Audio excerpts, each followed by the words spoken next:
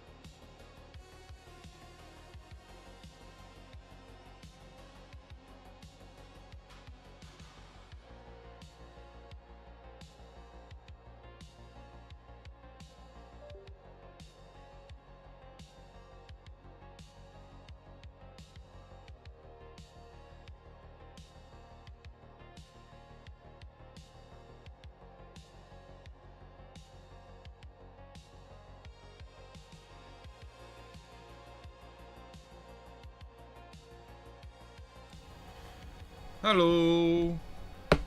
Gonna throw a little more of the base coat on, then start with some details. And then once we get everything clamshelled up, then I can finish the outside.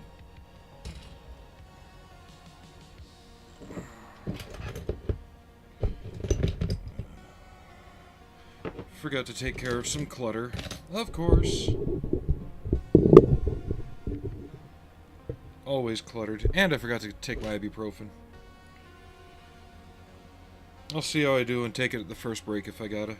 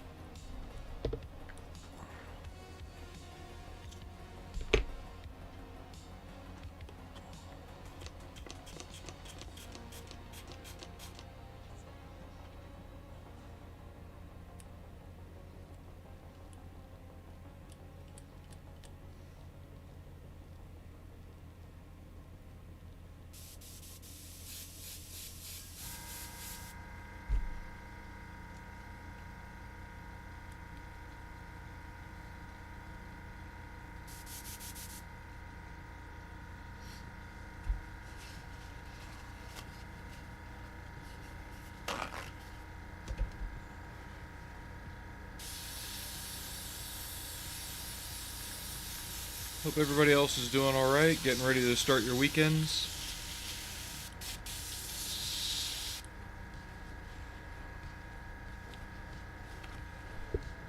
Looks like I'll be getting back in the Sunday, Friday rotation again for a little bit.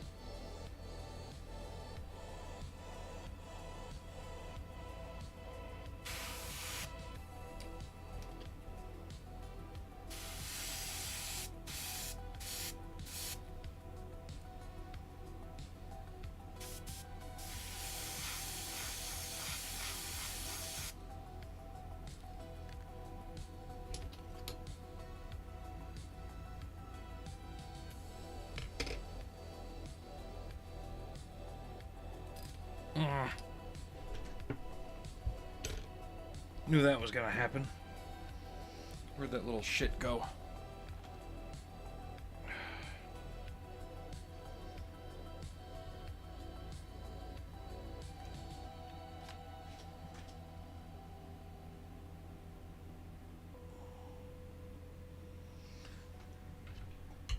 The door hinge just fell on the carpet, and it's a similar color to the carpet. Every fucking time. Fucking phone.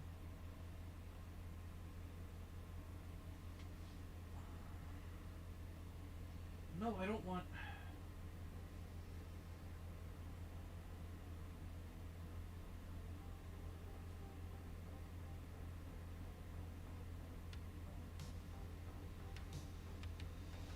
Oh my god.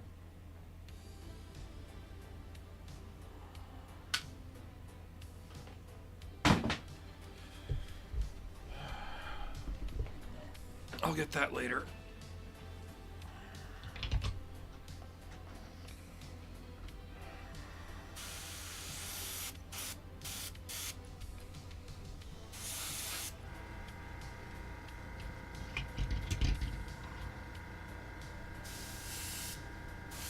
As we can tell, today is off to the usual start. Hopefully it gets better. Big emphasis on the hopefully.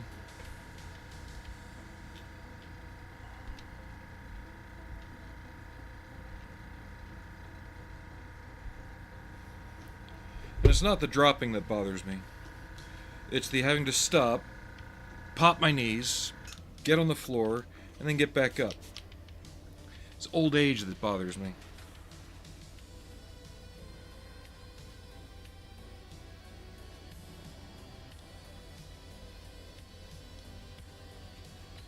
We'll see how things go, though. Trying to be in a better mood lately. Feels like I'm failing.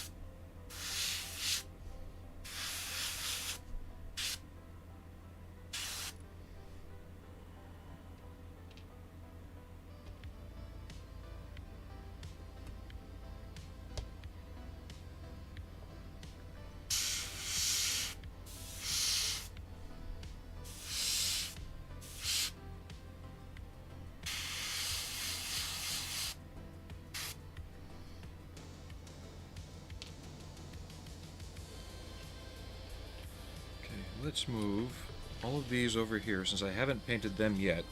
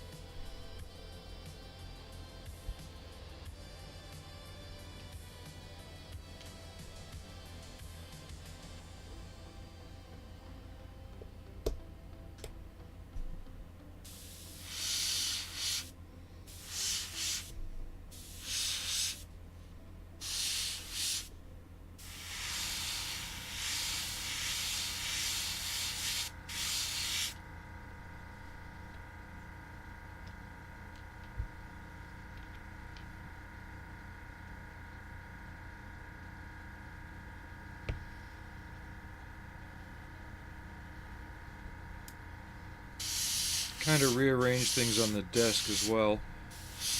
I got what I feel like is a better light. It's like a giant, almost 2-foot diameter ring light, where the other one was 3 separate lights on swing arms. I never felt that I could get them in good spots where they were broadcasting well enough. Where this one, continuous ring, there are no blank spots.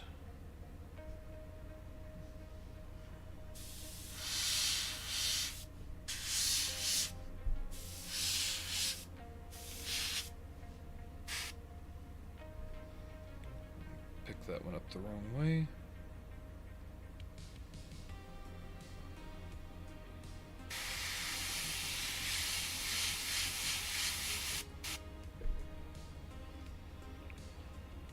And I know people have suggested getting the arch or making an arch in the past.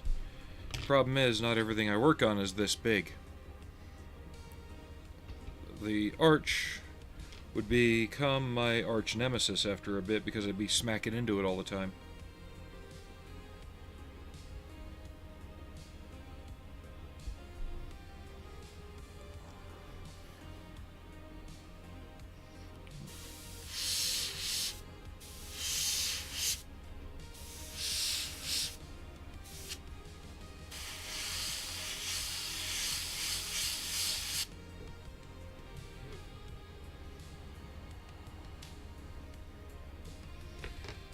Okay.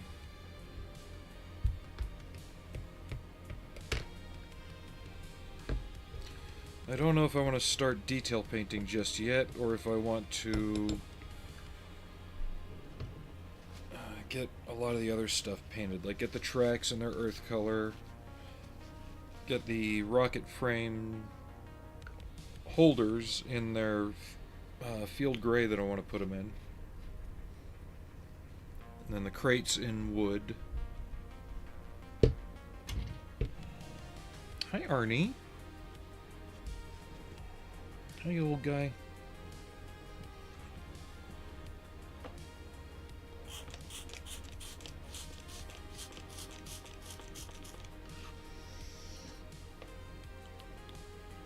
I'll probably do that. Just gotta find my field gray and all that stuff. It's right here.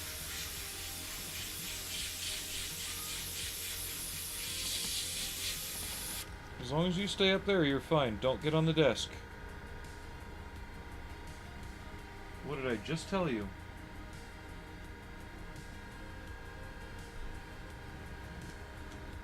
Don't get on the desk.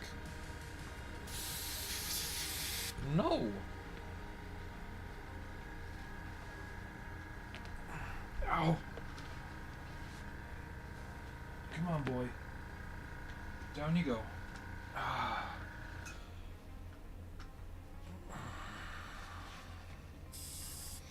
The reason I tell him no is because all he wants to do is get right up in my face, and worse than Allie and Arnie, or Allie and Frankie.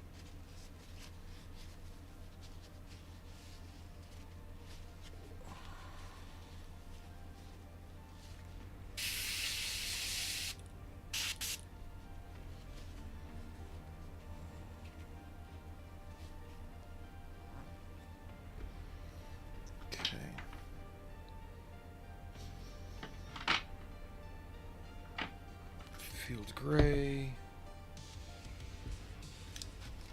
No,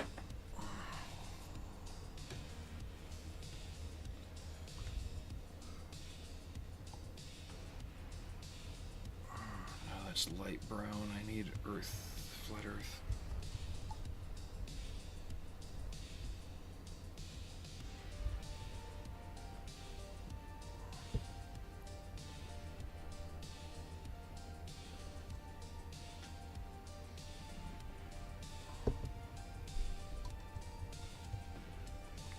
There we go.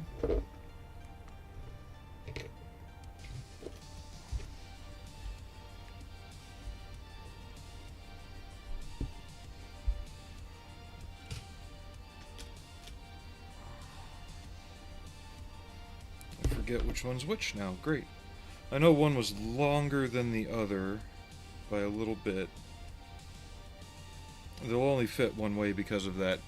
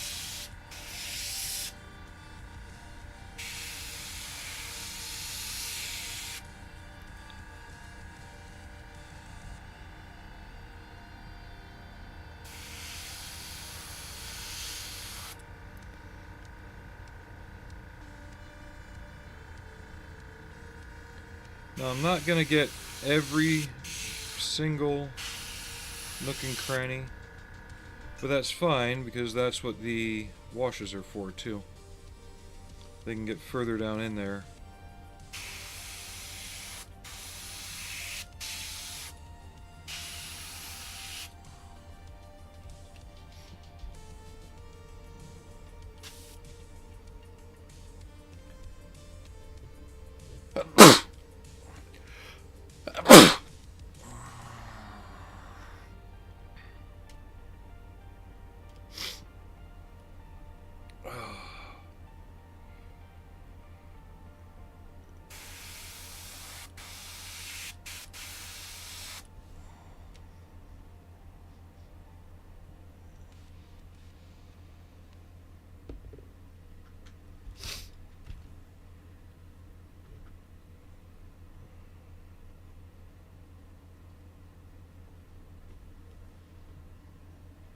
Let that dry for a bit. We'll get the other set done.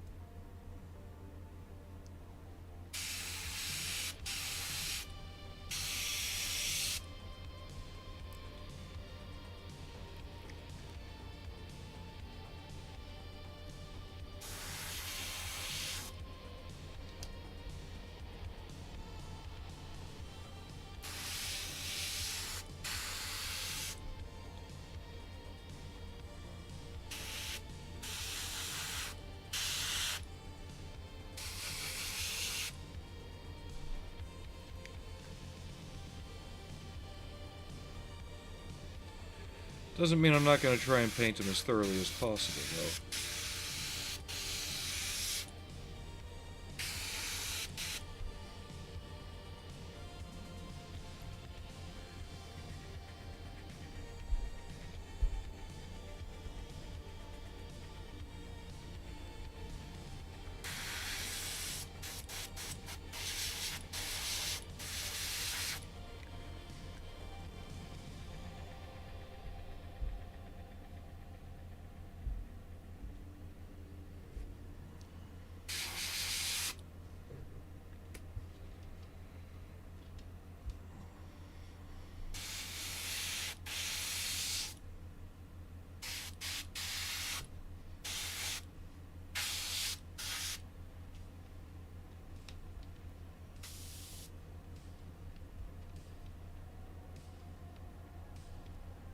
Get on my fucking fingers.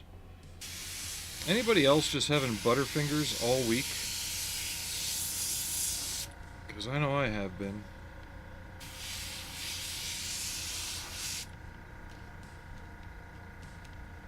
Dropping shit left and right.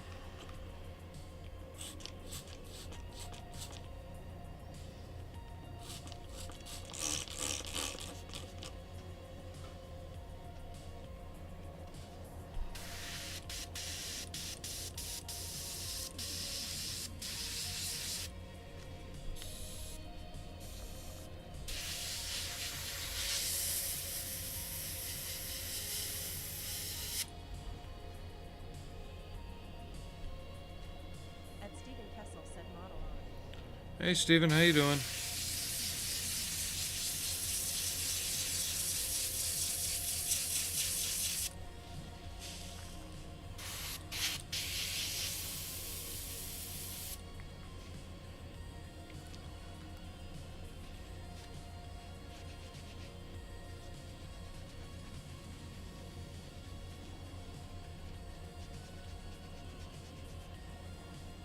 Just doing a bit of hand cleaning and airbrush cleaning at the same time.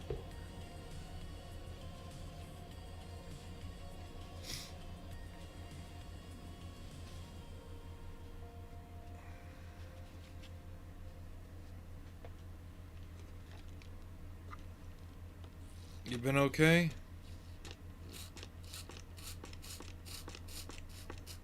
Ed Stephen Kessel said doing good.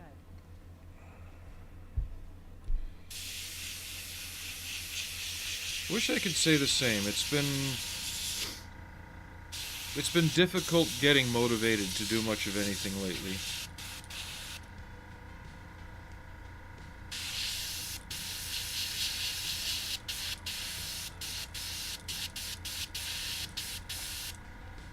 Not like I've got a fight to do it, but at the same time, I don't know what I want to do. It's one of those things where I want to do everything everywhere all at once instead of focusing on something.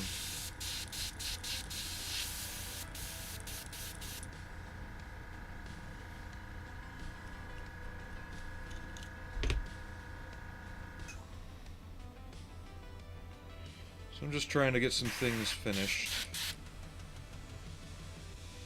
Maybe that'll help clear the brain a little bit. What the fuck? Aha, there's the culprit.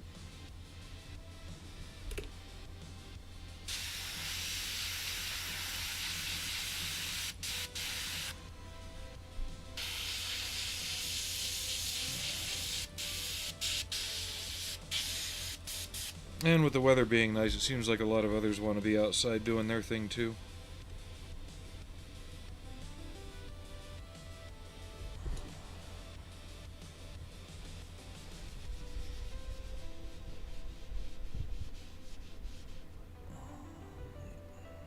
What the fuck? Oh. It's my headphone cable. Why do I keep finding stuff that's confusing the hell out of me today?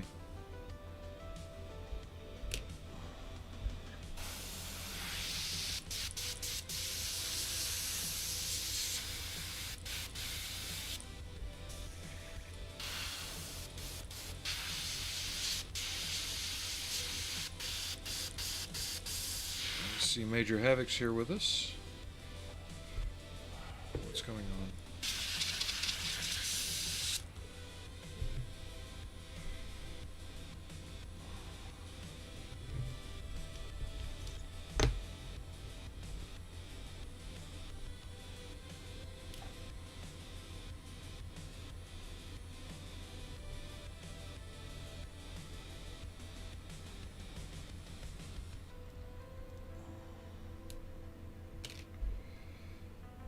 Okay.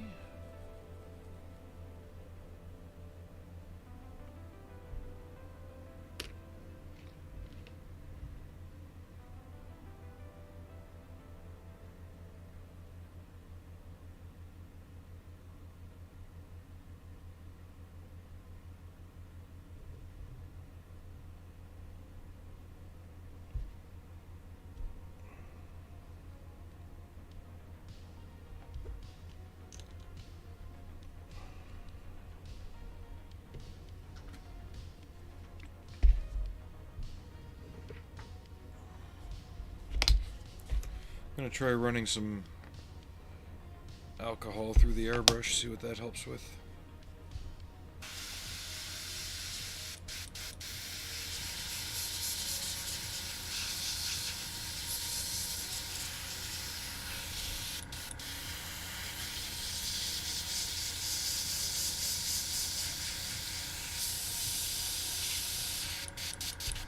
Okay.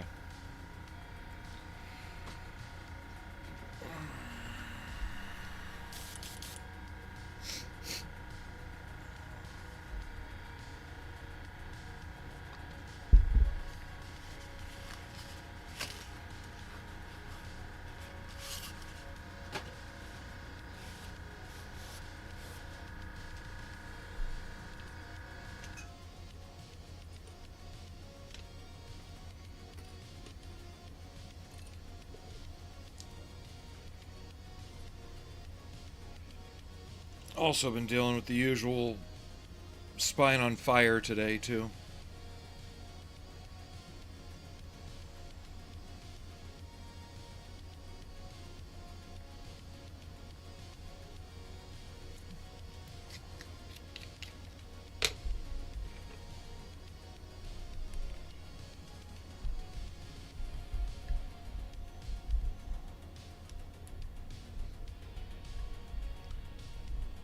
This is the wrong bottle, or something went terribly wrong since the last time I used it.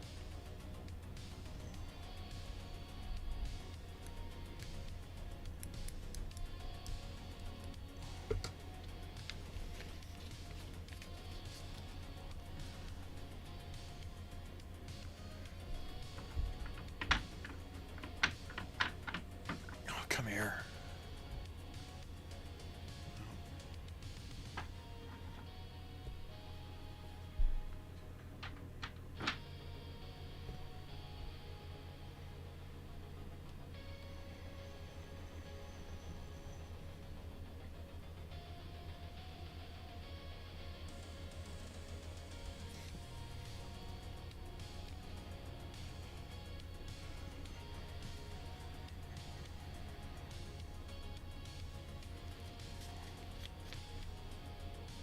That's better.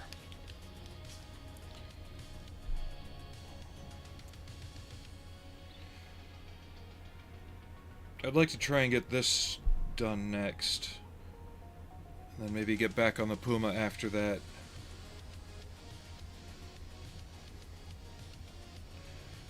I think part of my distraction is just the amount of other things I've got half complete that's sitting around.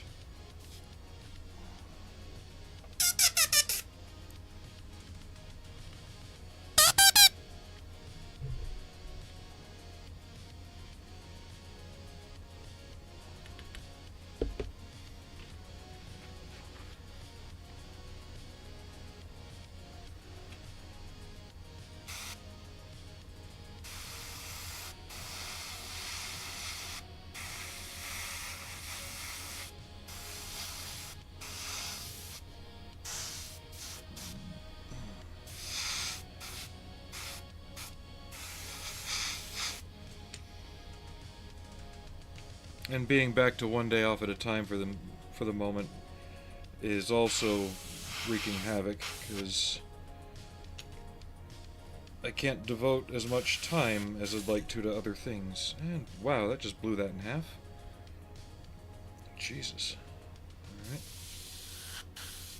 Good thing you're all getting glued to the model when it's done.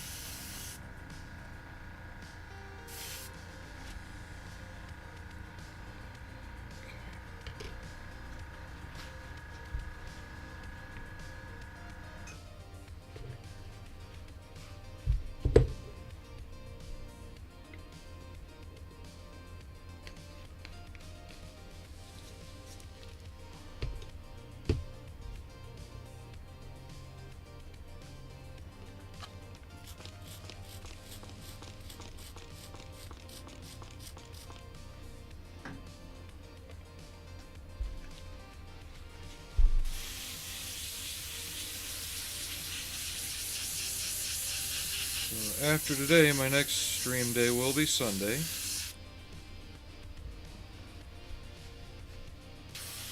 As usual, things conspired against me to keep me from being on at 1, or not 1, earlier. Because of the light redo, when I tested out everything this morning, I still wasn't satisfied with it. Had to order a new camera stand. More flexible one.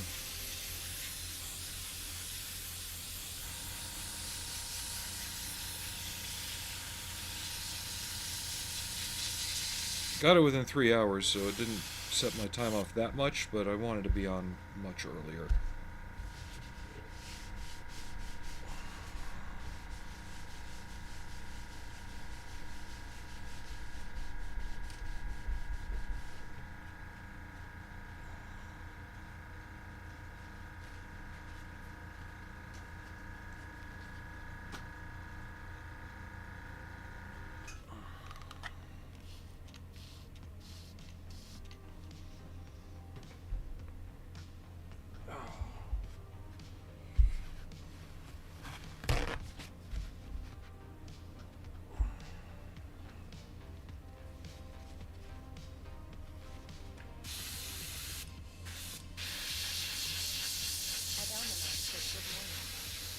Hey Almanax, how you doing? Oh, I've been here, just my days aren't as together as they used to be. How have you been?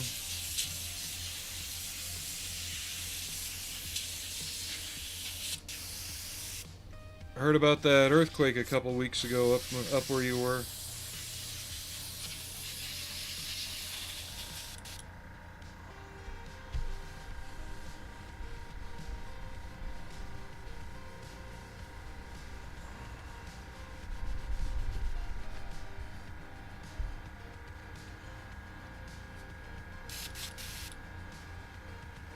Like a 7.4 or something like that, offshore, tsunami warnings and all that.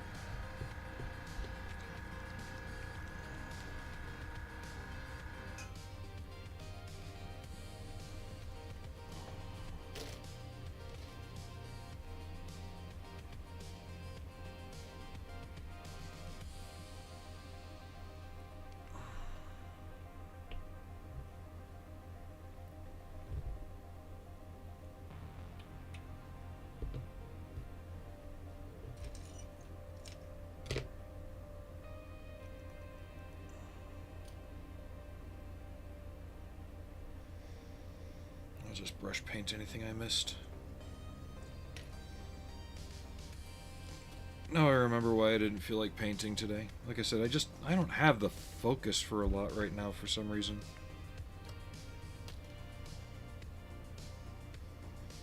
At Almanac said, yeah, fortunately it wasn't too bad where I am. I've just been busy working. That's good.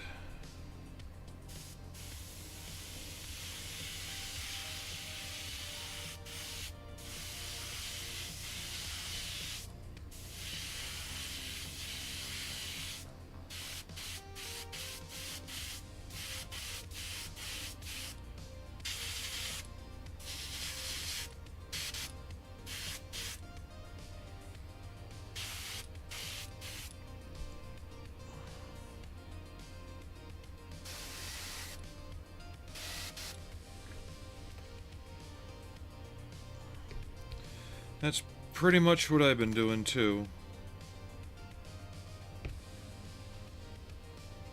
I haven't had the mental focus to really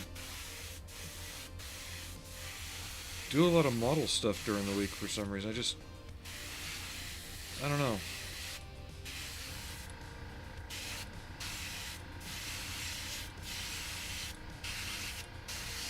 The spirit's willing, the body sure as fuck ain't.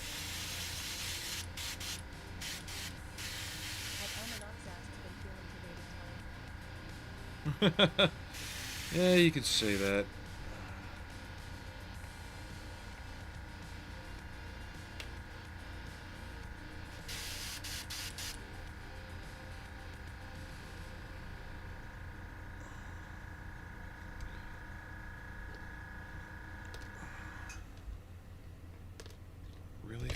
Come on. Or the usual, you know, specters of the past just sitting in your head.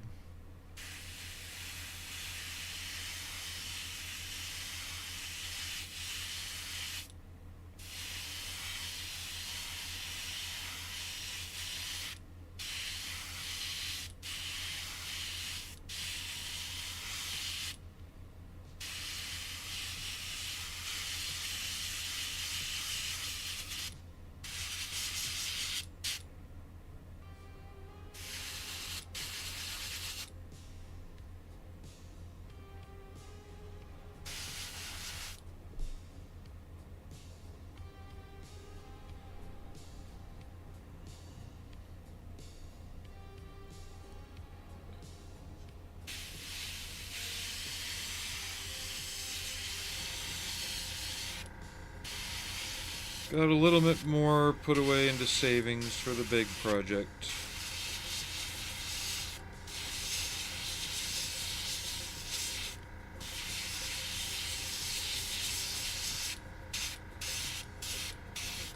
Wish I could have started out putting away this much last year, but it's good that I'm able to get to that amount now.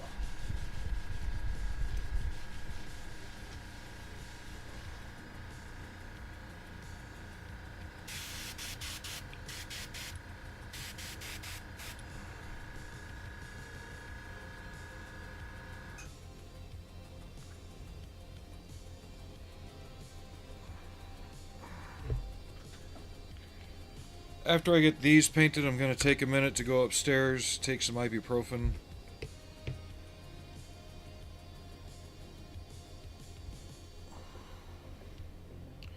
Then we'll come back and start painting interior details.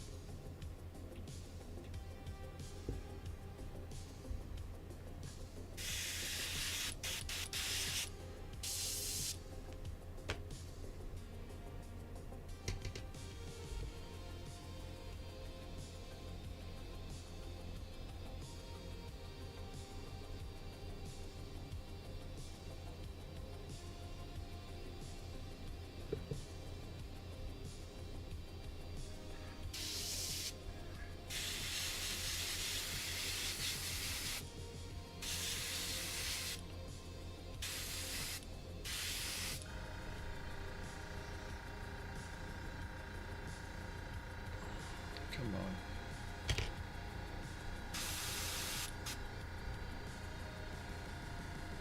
And my patience has also been a lot lower, which is what's been keeping me from working on anything.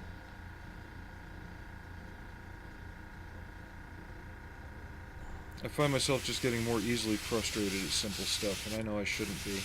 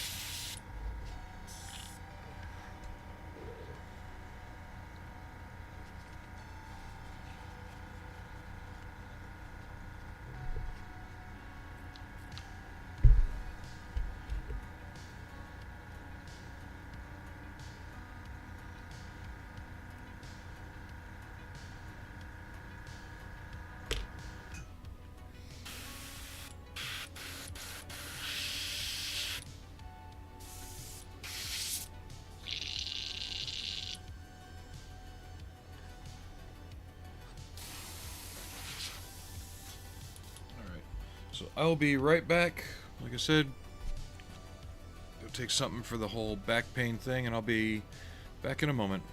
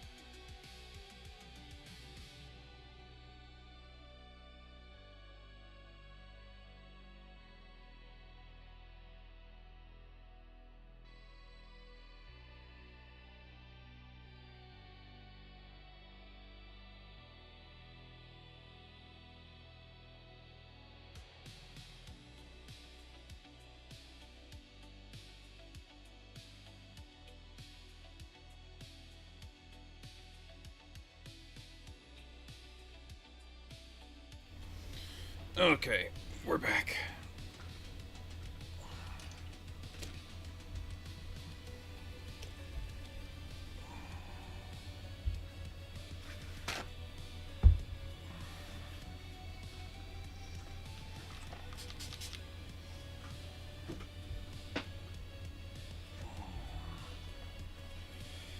So it's Saturday morning where you are, isn't it, Almanacs?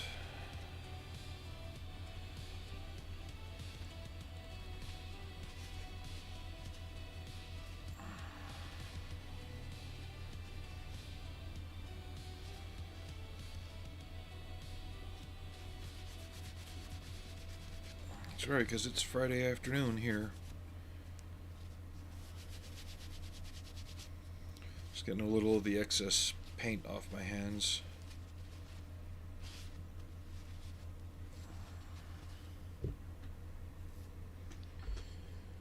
Okay.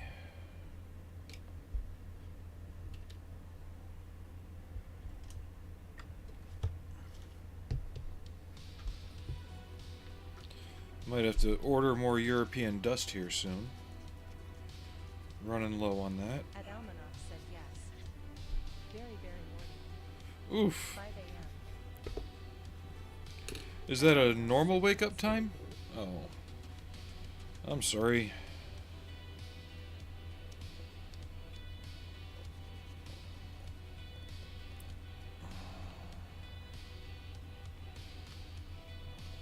What's got you up and worrying? Or just one of those sleepless things? I haven't had a time like that in a while.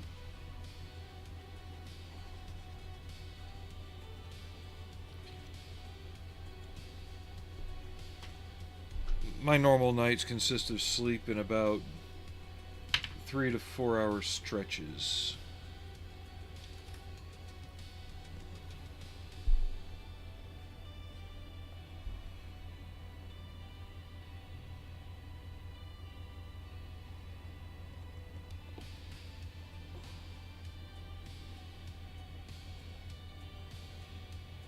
And those are the good nights.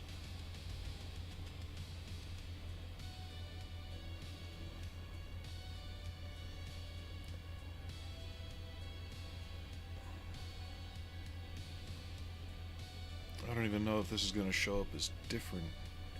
And my color absorption's weird.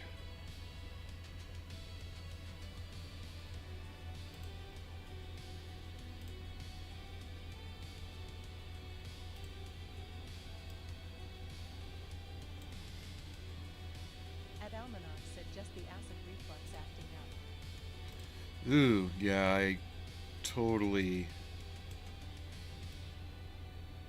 I can get you there. I get that every now and again. Doesn't happen as often as it used to, but yeah, there's some nights where it's like, okay, the area from my stomach to my throat is just, going to be fire right now.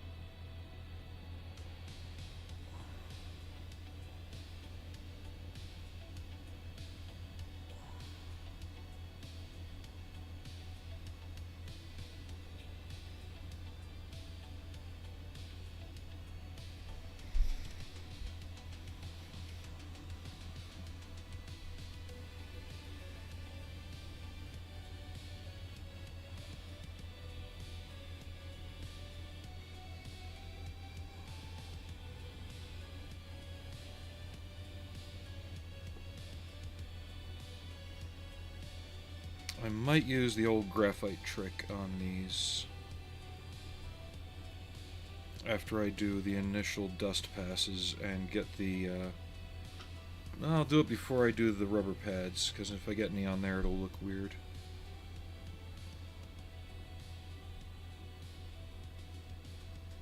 Yeah, we'll do some graphite passes on these.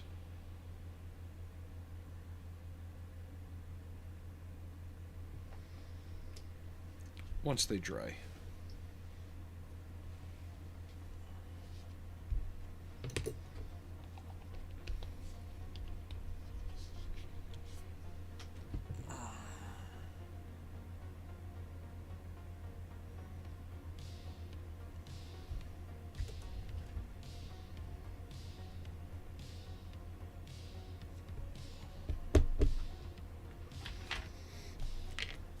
Where's Model Student? I'm about to use a bespoke item, as he loves to call them.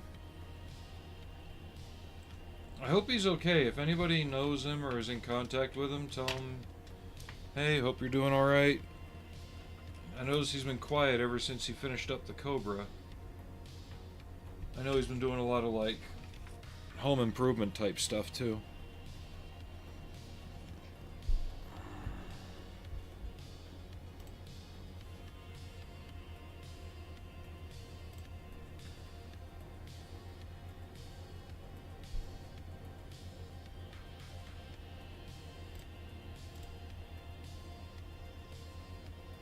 Where was I going? Oh, yeah. Looking for pictures.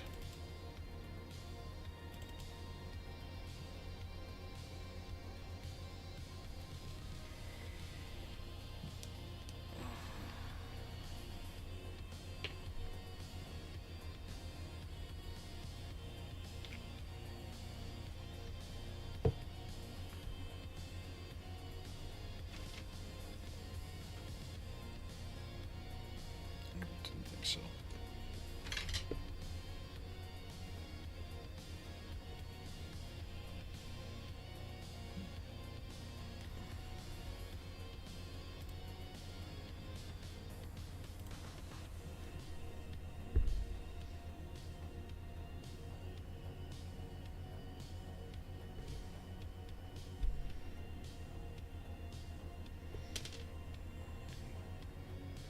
That is not going the way I want it to.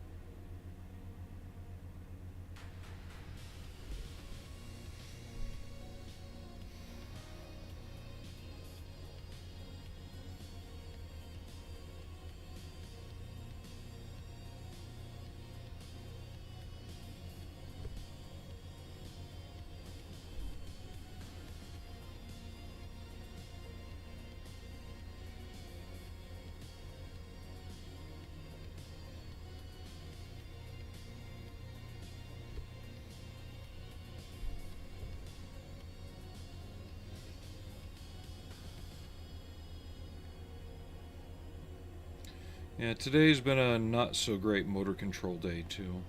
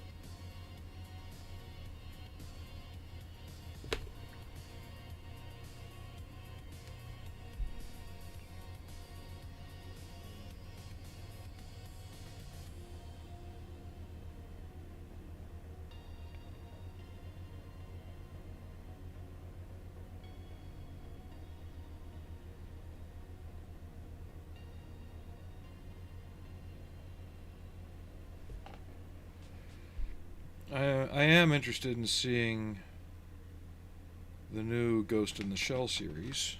Who is that? Oh, hi, Allie. Here, let me move this. Yep. Get your box. Good girl. Yeah, good girl. Yeah.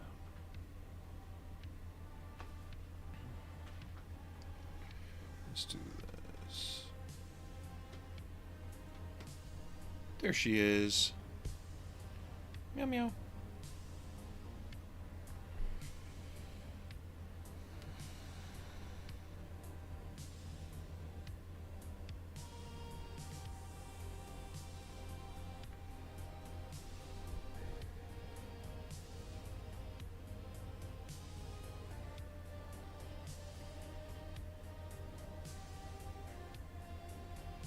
I'm not too worried about the rollers on this. I'll probably burnish them up with a little bit of graphite when I come through to do that. At Almanac's asks home, did it already air? Oh, not till July, but there's been previews for it. And yeah, looking forward to seeing Ghost in the Shell done what I feel is the right way, you know. And that was a mistake for me. I'm sticking the brush down in between, not realizing it's going down into there.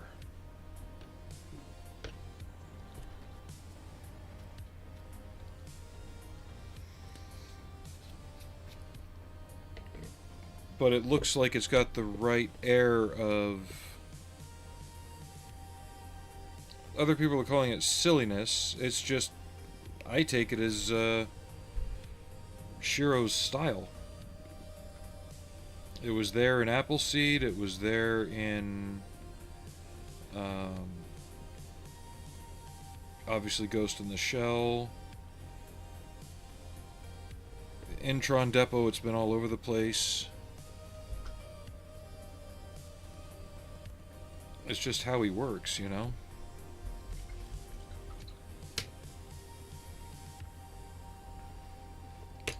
The Oshii film from the 90s is great, but yeah, it's not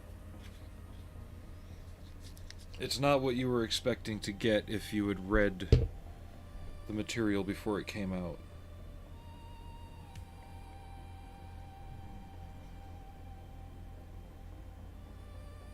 Even Tank Police, you know?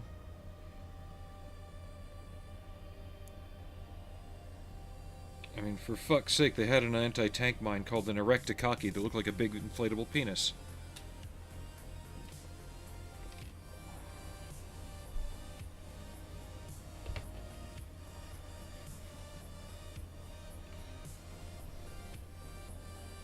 There's the other black gray that I wanted, the one that's actually not over-thinned.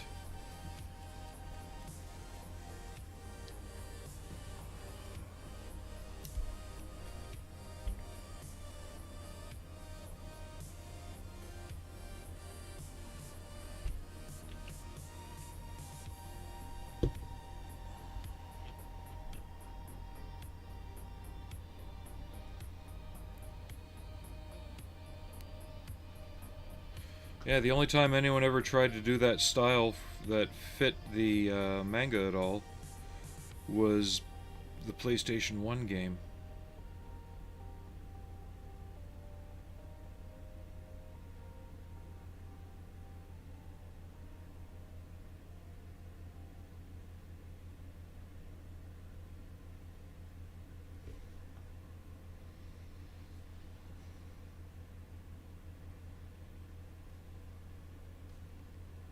Ed Almanac said most people are surprised by the huge differences in tone, humor, and drawing style from the production IG content to the original manga. That's just it. Everybody raves about it because hardly anybody at the time had read the manga. All they'd seen was the imported videos distributed by Manga Video. They didn't even know what Ghost in the Shell was until the film came out, and then by then they'd already moved on to Ninja Scroll and other things like that.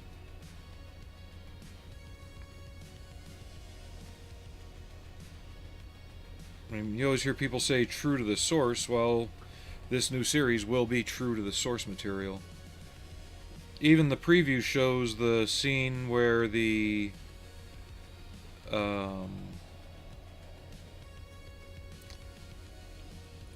android sex slave, I guess for lack of a better word, tries jumping the its owner, and the maid blows it apart. Which, and that's just it. They took so much from the manga as far as story elements and story beats. Like all of Ghost in the Shell Innocence, the second film, is that subplot where they're ghost dubbing kids' brains and putting them into bodies. So everyone's going to see it and go, oh, we've seen this one already. Yeah, but this is the way you were meant to see it. And the same thing with Standalone Complex. There's a lot of undertones from the the comic, the manga, that were reused for standalone complex, but they've never been seen in their original context.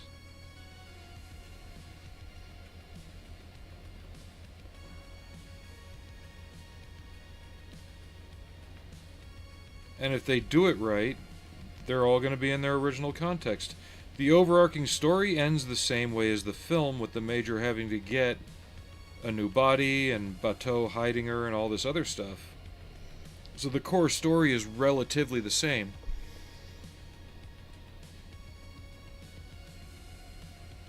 But this, if they're doing it true to the source, this is the first time you're going to see the story told right. The question is if the modern audience considers the IG tone and style the correct one and manga's too much of a departure of what they grew up with. I don't know, that's a good question. Because you could say I grew up with both, but I was already in my early 20s when I found it. But I'd also read it before I watched it. So I knew where it was coming from, and when I watched the movie, I didn't blame the animators for the film, but Mamoru Oshii's directing style. Look what he did with Patlabor. Oshii's always been the driving force behind Patlabor, but the original series... Hold on. 250. The original Patlabor series had a slightly lighter tone to it, right? But you watch those fucking movies, and what a fucking dour mess. So it's going to be interesting because I always wanted to see how this would go being animated in the tone and style of how the original manga looked.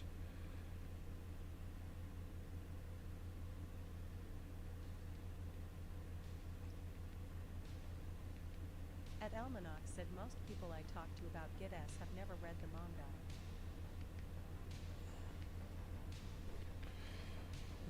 And that's a big problem. It hadn't even been reprinted recently over there just to get people into it again? Or do they think people aren't going to read it, so instead of reprinting it, they're just going to make an entire animated series of the source material? Ed Almanac said, but personally, I am looking forward to it. Because look at Akira. On a technical level, Akira is an animation masterpiece. You always say people always say, oh, I hate it, it's stupid, it's overblown, blah, blah, blah. Because that's the story in Akira, the film, is so watered down. Major characters that are essential to the plot aren't even developed. The core plot isn't even fully explored. It's like they took a vertical slice of the books and said, let's make a movie out of that. Okay. To do Akira right, you would need a standalone complex length miniseries just to do the core story.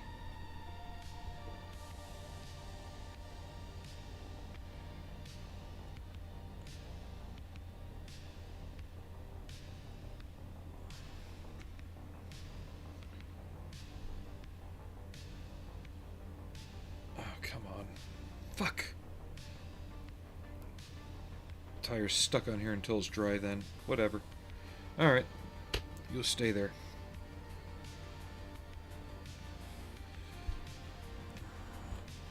And you can tell I'm kind of just brain all over the place right now, I guess.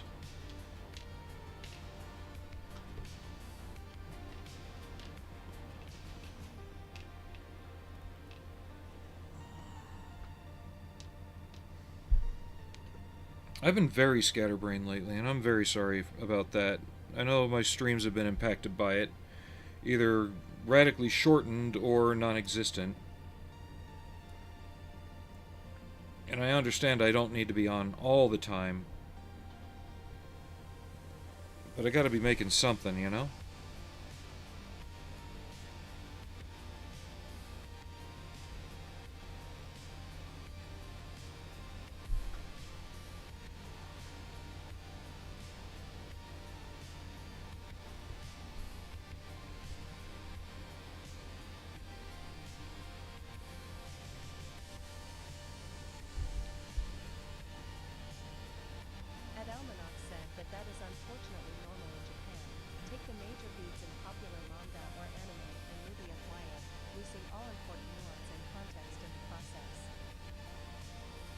Yes and no.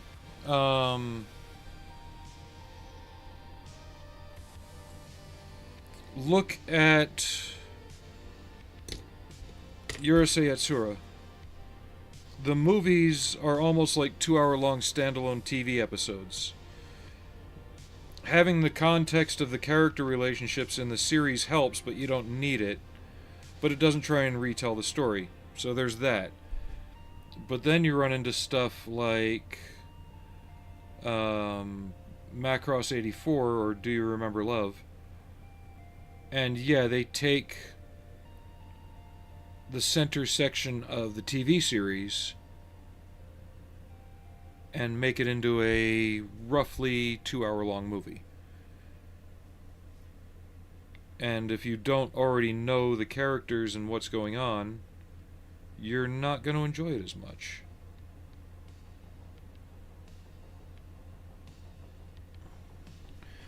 But even Akira, in that regard, took so much out of context that, like I said, they completely ruined the story. There are some good examples too, but they are the outliers. Yeah. My favorite Yatsura film is Beautiful Dreamer.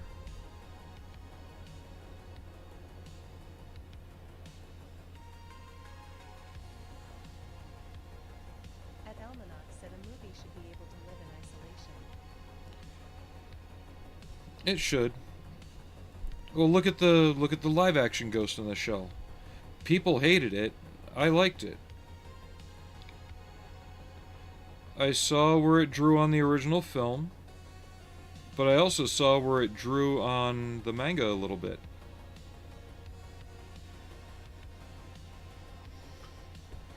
It was a bit more of a Kusanagi-centric story than I was expecting.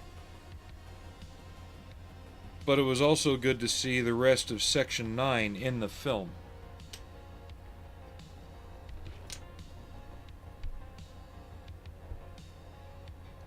Especially the scene where they were being hunted. And everybody kind of got to do their thing.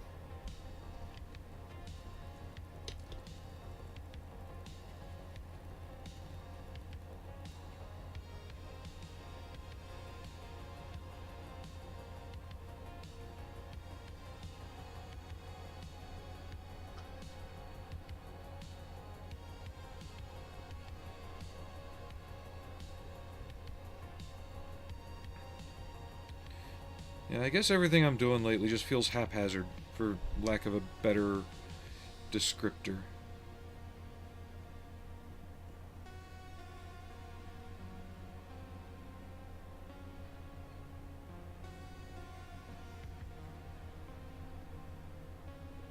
It's almost like I need to take a month off of model building and printing and stuff, and just play a good video game to its completion.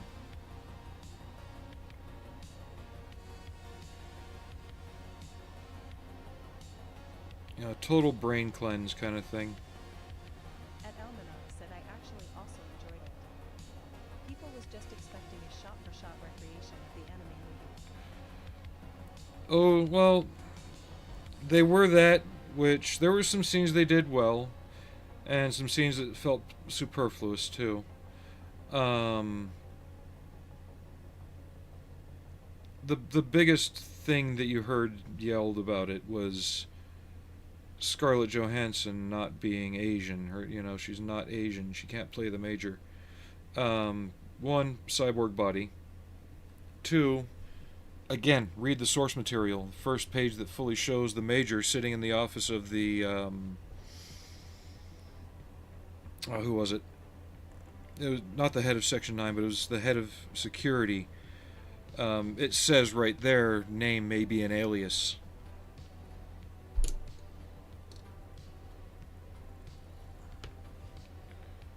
So it depends on what kind of hairs you want to split on that shit, but I liked it.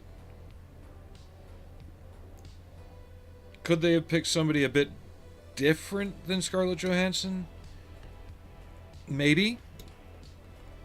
Um, At Almanac somebody a bit younger. the Major's shell was not Asian. No, it wasn't. It's never been. Um, and that's just it. It's just a shell. Almanac said in the source. No, and that's what I was getting at too.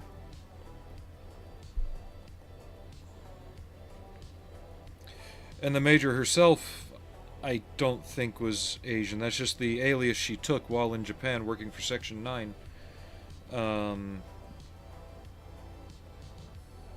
I think somebody less known. Because at the time it came out, everybody was like, oh, Scarlett Johansson, Marvel, Black Widow.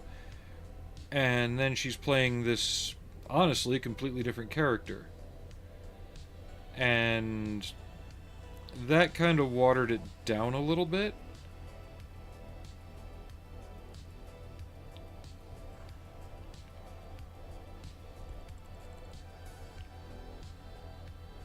And I was also expecting somebody a bit taller. That way they could throw in the whole ape lady line a bit better and it would make sense.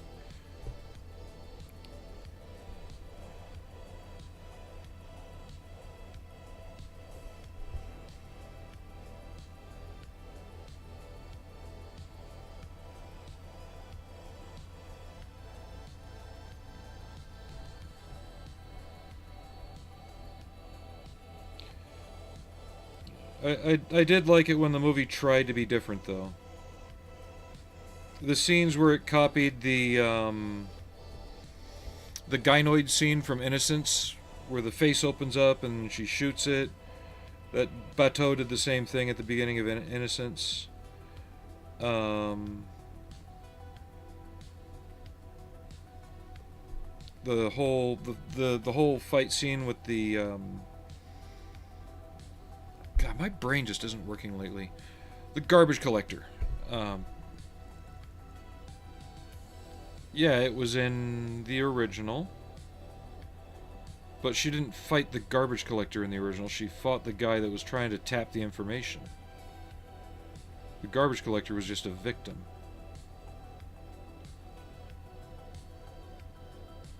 Yeah, they tried to pull too many different threads from too many different places and make them work together. And that didn't work as well. Overall, though, it worked visually.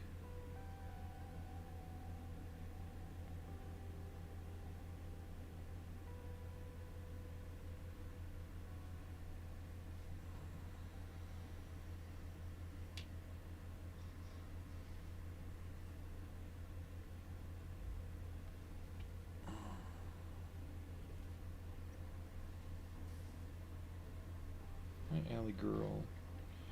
How's your cheek, huh? No infection coming back? That's good.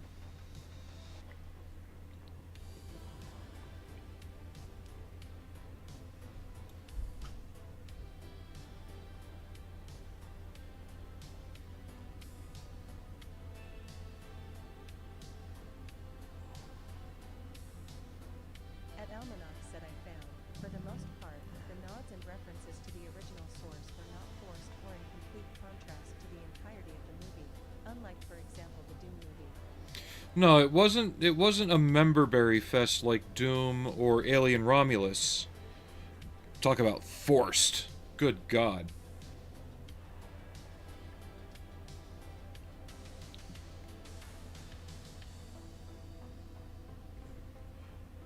But I feel like they could have done a little bit more, just slightly different. They were playing it safe, though, and I don't think it did well enough to do another film.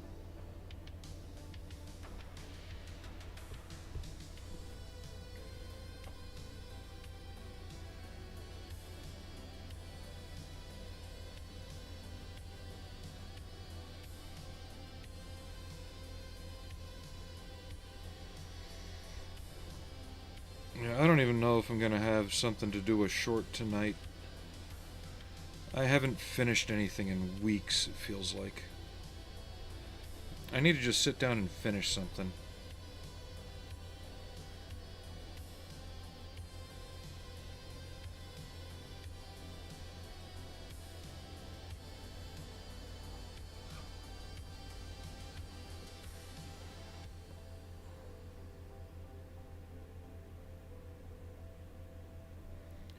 Just been a little too wrapped up in making it through the work days lately.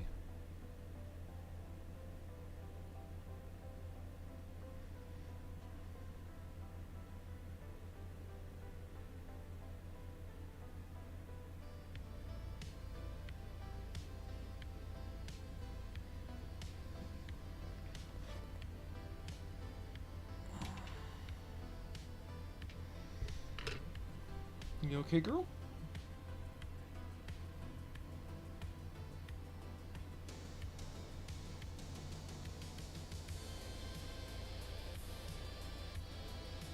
Yeah, you're all healed up good. Yeah.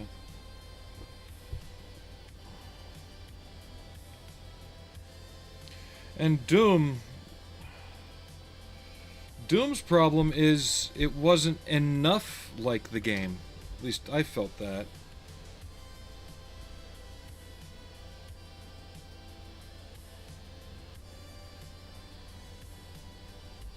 Ed Elmanoff said I liked the Hollywood Ghost in the Shell movie more than the Alita Battle Angel movie, but I enjoyed both.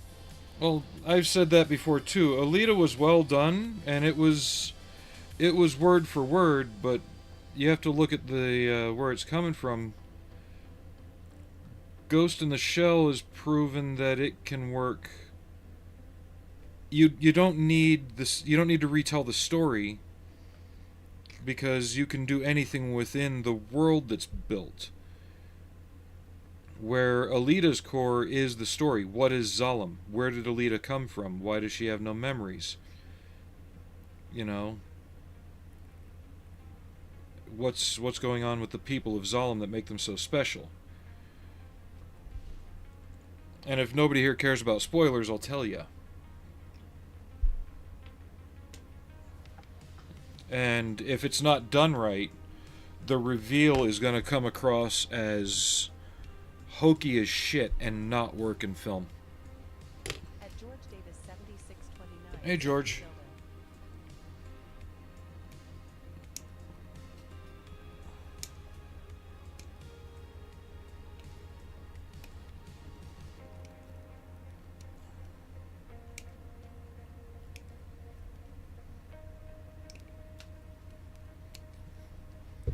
The reveal, as it's done in the manga for Alita, for Battle Angel, works because of how you read the material.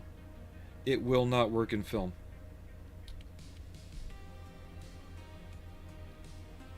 Not the way it's presented.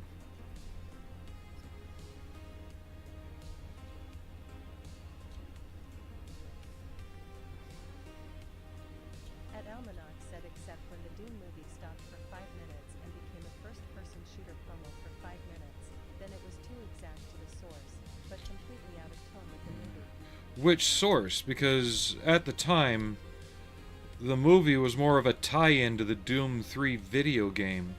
Not so much the first two Doom games, or even Doom 64 for that matter, but more of Doom 3, which was being released at the time.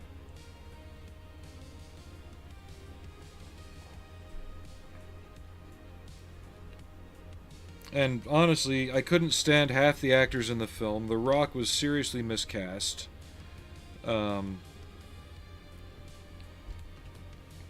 The budget felt like it was all over the goddamn place.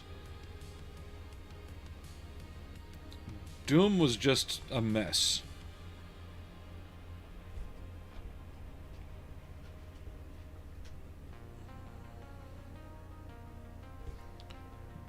And I didn't think anyone could make a G36 look stupid, but they managed to.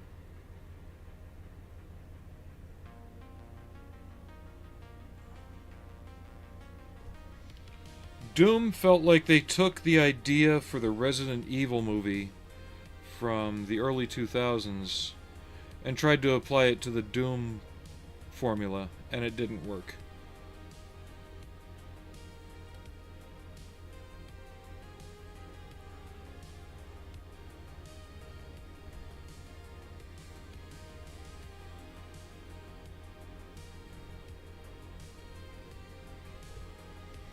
And there's some things that really only do work well in game.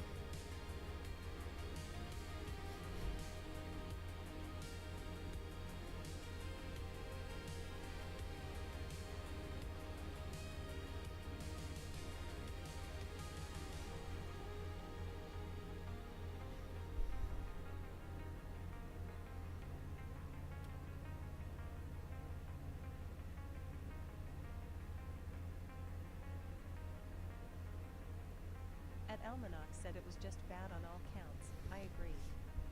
But that was why game-based media sucked pre The Last of Us. Oh, don't even get me started on that potato fest.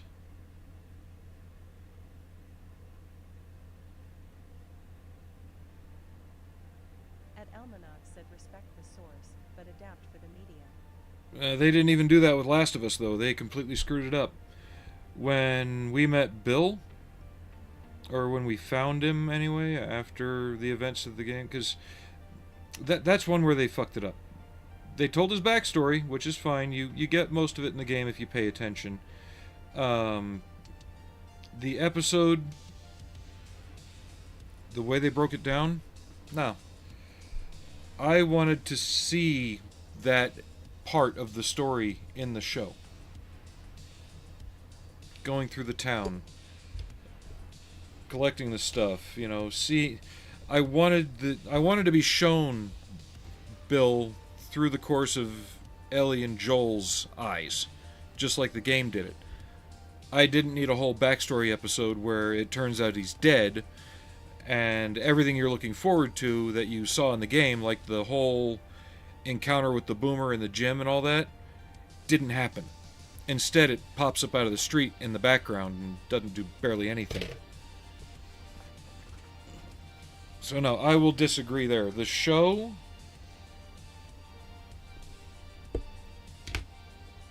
where it could have got bullseyes, was just off to the side every time. Fallout did it right.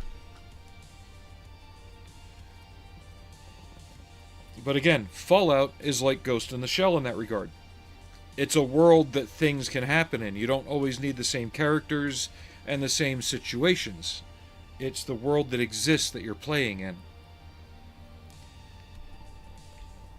They could have done a Last of Us show without Ellie and Joel and had it tie into the events before or after the games and still rightfully fit.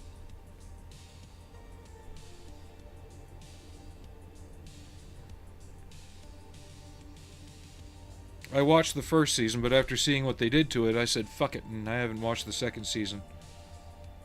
At Almanac said, well, we will chuck it up to differences in taste. I liked it.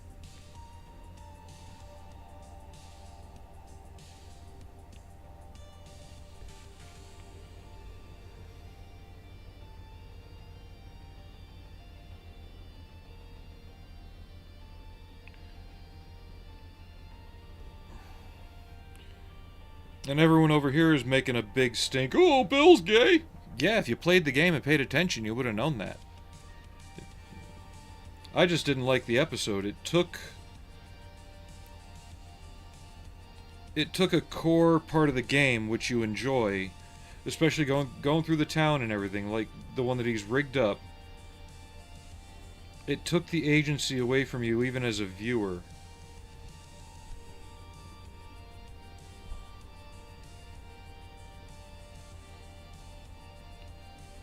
And honestly, it kind of reduced the character.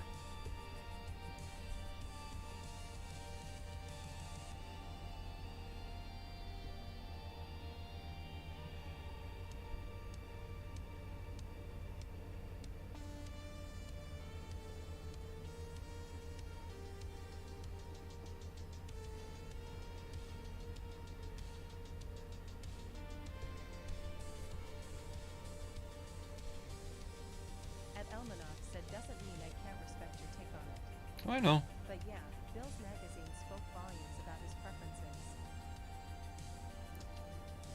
It wasn't even the magazines. Bill himself just talked about it. It wasn't anything like that. It's not some widespread secret that you had to pay close attention to the details. No. If you listen to Bill talk, you get it, you hear it. You don't need it shoved in your face like a magazine, you know?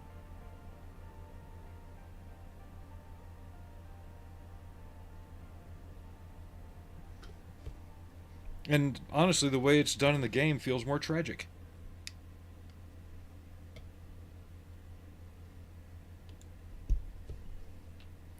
Because here's Bill left alone in the middle of all this still.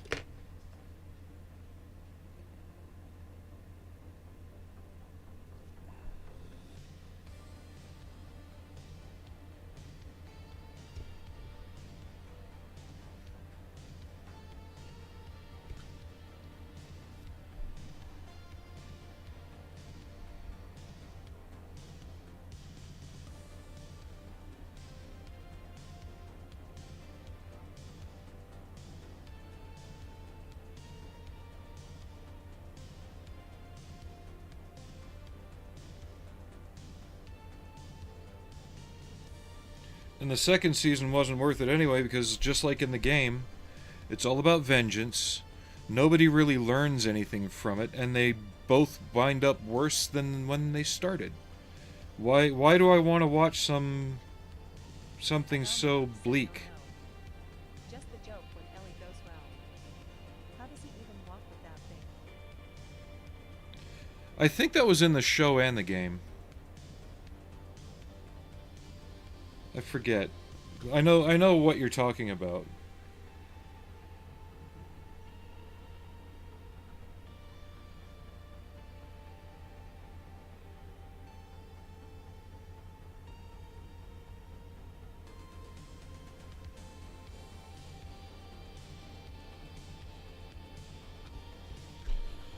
But to me, that's where a lot of modern politics and modern thinking screws up video games. At least as the player character. Because part of leaving a player character ambiguous is you are that character. Right? So it doesn't matter the background they give it. Like, look at Mass Effect. You can pick what you want to do and things like that as you play it.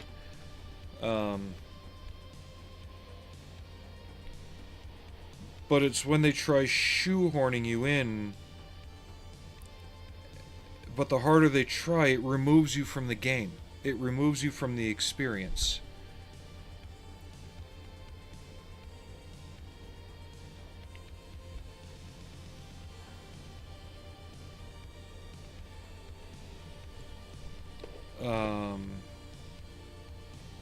Kind of like in the Mad Max game. You know you are playing as Mad Max. You are playing as Max Rockatansky. It is not your job to go around collecting rainbow unicorn plushies in the wasteland. You are there to get your car back, kill anybody who gets in your way, and that's that.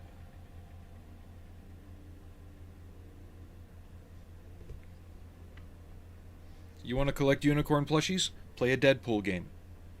That's what he's synonymous with. I'm tired of things taking me out of the game.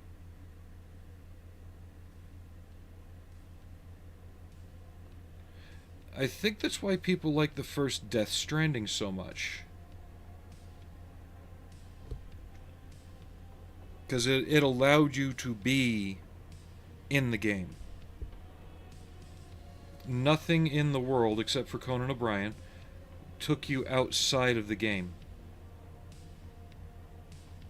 As weird as it was, as strange as it was, it didn't break itself to make you feel comfortable.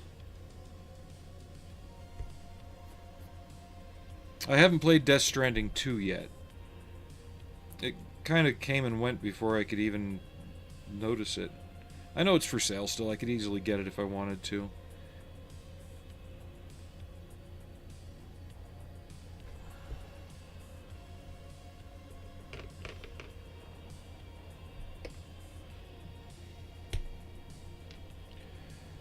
Another example of what I'm talking about is Predator Badlands. I just watched that recently. I waited for the hype to cool down about it so I could approach it on my own.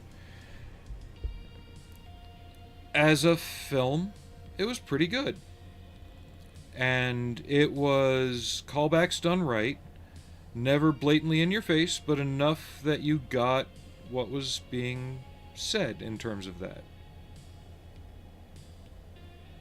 The only major problem I had... Ed Almanac said, I get what you were trying to say. My example is Star Wars as the Acolyte. A show where the creator clearly stated that their message was more important than the source material, and result proved it. Yeah, there's that. I was trying to not attack any one particular group. I was keeping it even because creators like Headland aren't the only ones that do it. And it's not just about that. It just happens to be that was the topic of Last of Us in that regard. Predator Badlands. I didn't like Deck. all over the established lore Yeah. and world it lived in. We'll get to that. Deck, the Predator in Badlands. At first, you look at him and you're like, yeah, he's too small. What the fuck's going on? You just see the pictures. They don't tell you he's the runt. You know? They don't tell you that he's not supposed to even be alive. But the other issue is they make him too human. And what I mean by that is his actions are too much like what a human would do. Whereas even in the first 3 Predator films, face it, the Predator doesn't exist in terms of the 4th film by Shane Black. But in the first 3 films, you know they don't think like us. They're that much different. They are alien. But I think in Badlands, he felt too human. But he almost had to, because outside of the Predators, the entire cast was androids. There wasn't a single actual human in all of Predator Badlands.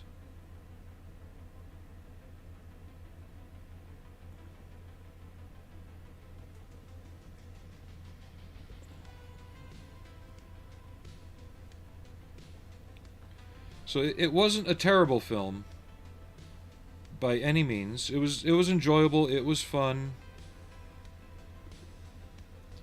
But the main thing I felt was they made Deck feel too human in terms of his responses.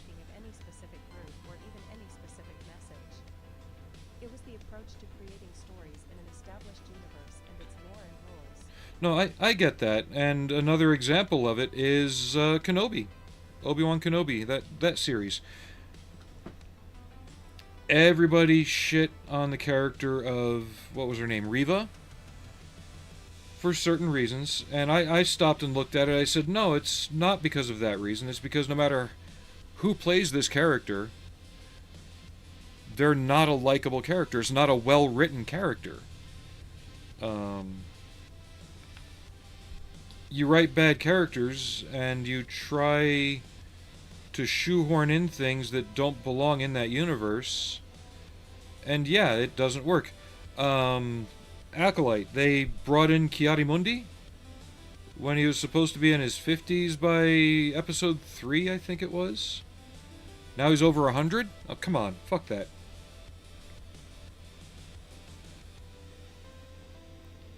And same thing with Mandalorian and Grogu and all this other stuff. So Yoda's 900, right? We can assume he's probably been teaching Jedi since he was 100. So you're telling me that Grogu is actually retarded because he's 50 and can barely speak above baby babble?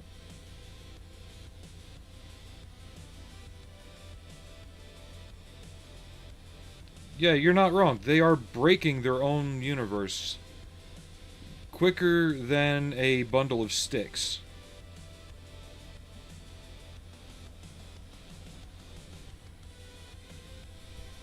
And by the time they even course correct, if Dave Filoni is even capable of doing that, no one's going to be there to watch it.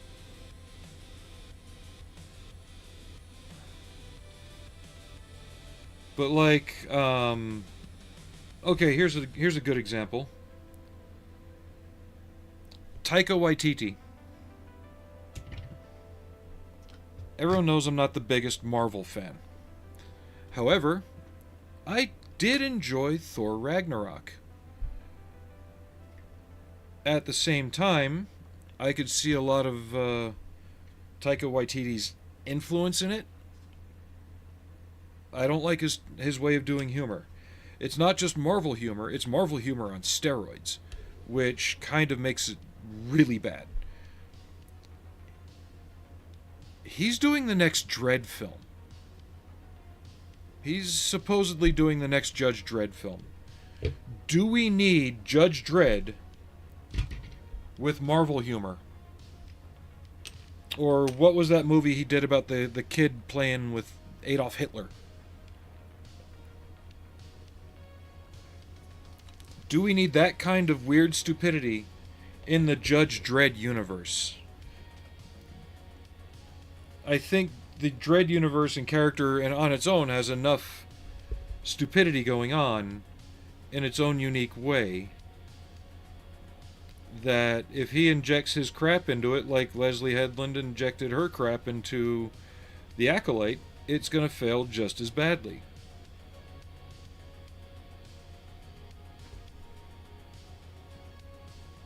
But again, that's more personal taste. I don't like how he does a lot of his humor.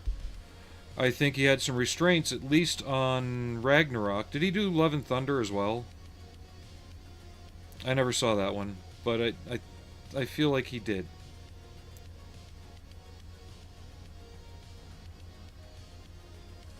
But yes, it is bad writing because every time you do something, especially when you... Almanacs asked Jojo Rabbit. Yeah, Jojo Rabbit. His unusual humor, given the subject, yeah, not a fan of it. And I have a feeling he would try and apply that to the Judge Dredd universe.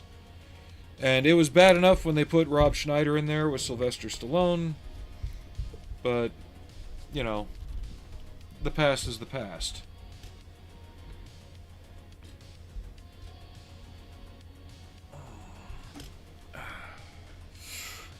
Ah.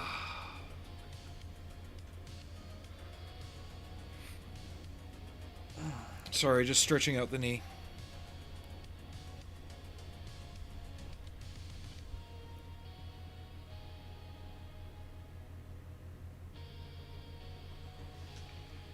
But I've even begun to notice things in games now.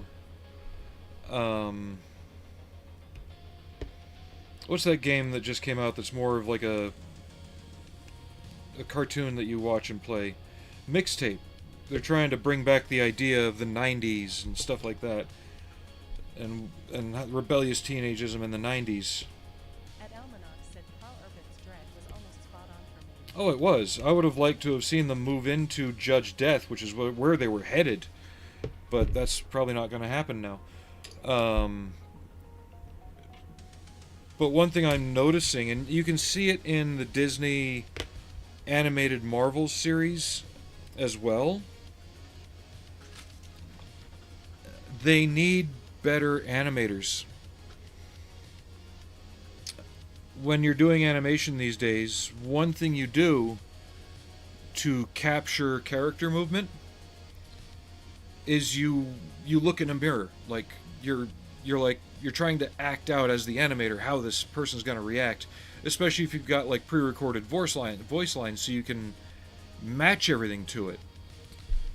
And what I'm seeing in a lot of this stuff lately, everybody has a very snarky, sarcastic, squinty, beady-eyed, half-lidded, kind of fed-up look to their face. And then I look at the people who make these things, and it clicks for me because I look at it, I'm like, oh, they're an animator. Yeah, I can tell because the look on their face. The characters have that same expression all the time, unless they're meant to be heavily emoting. But when their resting face is on, it's just a resting bitch face that looks like the animators. That's got to stop. You need people who are in it for the love of animation again, not just self-insert.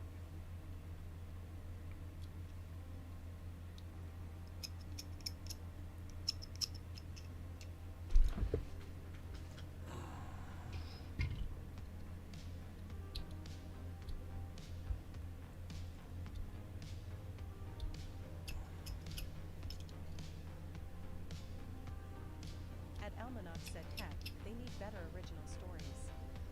I am kind of done with movies and IPs. That too. That too.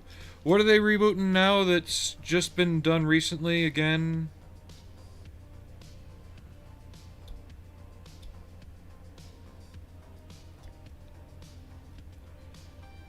He-Man actually looks interesting.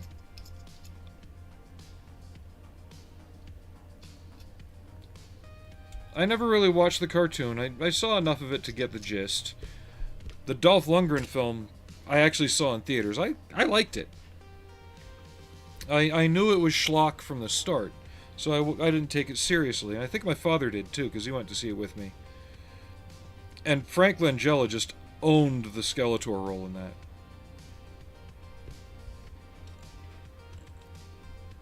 And who knows, maybe Jared Leto might actually do a decent job as Skeletor. I didn't mind him in Tron Ares. Out of everything going on in Tron Ares, Jared Leto was the least of my concerns in that film. I think that that film was marketed wrong, because all it ever showed you was the action, which happens in the last quarter of the film. It really doesn't show you much of what you need to know that would actually draw you in to want to watch the movie, because the way it's marketed is, oh, they're finally coming into our world, big fight, you know, kind of like, you know, Godzilla, it's going to take more than a day. No, it was something a bit more poignant than that. And I'm not an advocate for Jared Leto by any means. There's a couple roles where he does decent work. Does he have a stigma behind him? Yes. Was Morbius good? No. However, when you allow him to do something where the character is undefined, so to speak, he can shine. Look at Blade Runner 2049. He was meant to be creepy as the blind guy. Look at his role in Lord of War. Yuri's brother. He did alright there. And the same thing in Tron Legacy. He actually, or not Legacy, Tron Ares. You could see that he is something learning in that. So I gotta give him credit for that. I can't say he did a bad job. He actually was one of the better parts of the film.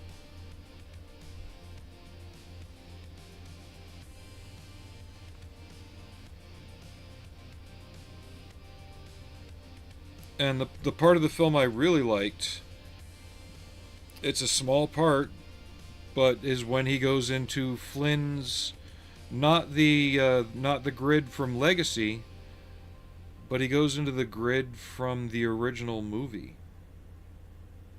And they actually changed the suit, so it's not like the new suits between Legacy and Ares where it's black and shiny and the lights are all perfect.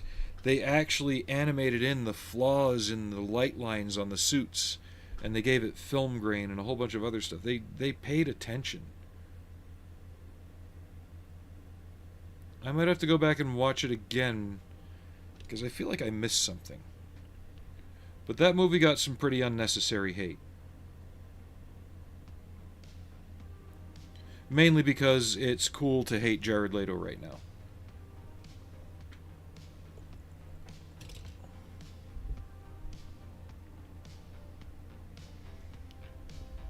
But if he can hide in the character a bit more, I think his Skeletor might actually work.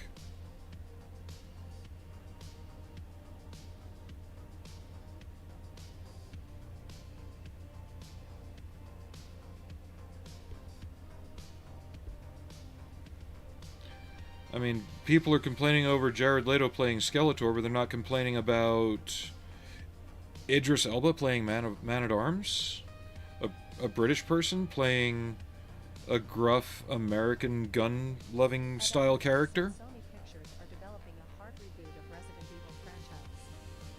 But honestly, haven't we beaten that dead horse to the point of snuff-level content? Yes, we have, because not only have the movies consistently gotten worse, the Jojovich films, wasn't it Netflix that did a TV series, or miniseries, I should say? Nothing's ever a TV series anymore. But didn't they do a miniseries adaptation recently that completely bombed because it was just so disregardingly stupid of the source material.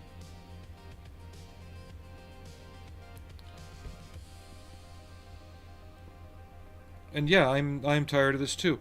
You know what I would like to see? God, I wish I had the money. I'd fund it myself. And I hate AI, but maybe I'll even just learn how to use AI and have it animated that way. I want to see Ghost in the Grand Banks as a film. Ed Almanac said, yeah, welcome to Raccoon City. I want to see the old Arthur C. Clarke book, Ghost in the Grand Banks, animated.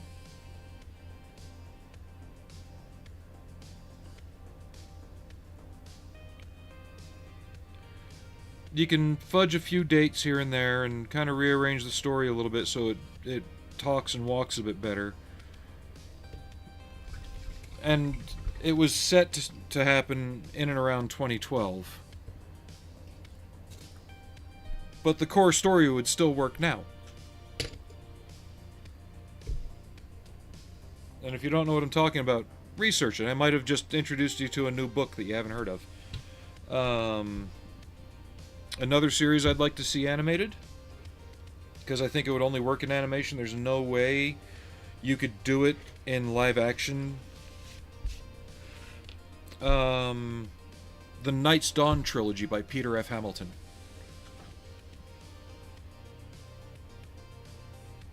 Do I have German Gray? Each paperback is this thick.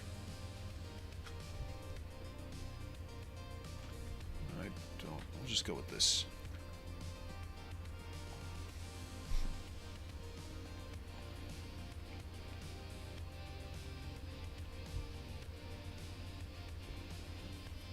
Yeah, there's tons of IPs out there that they could be making films, games, books, or they're already books, but like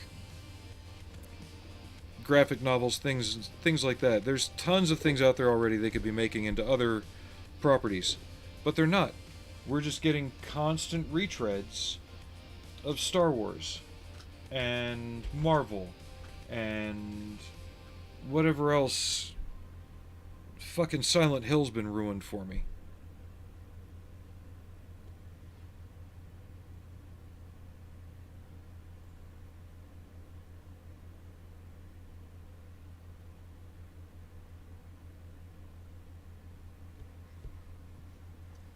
It doesn't feel like I'm making a lot of progress today. Ed Almanac said, I would like to see a story set in the old cyberpunk TTP RPG world.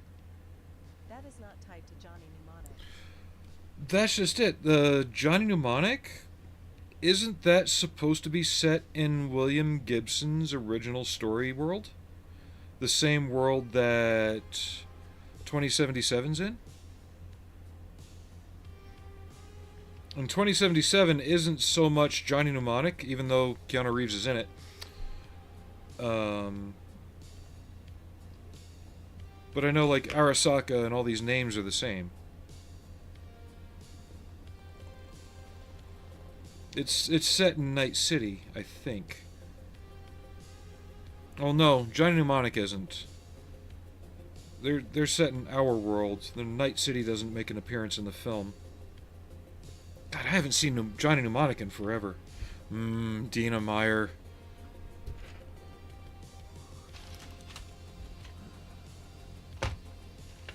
I don't know where she looked better. Johnny Mnemonic or Starship Troopers?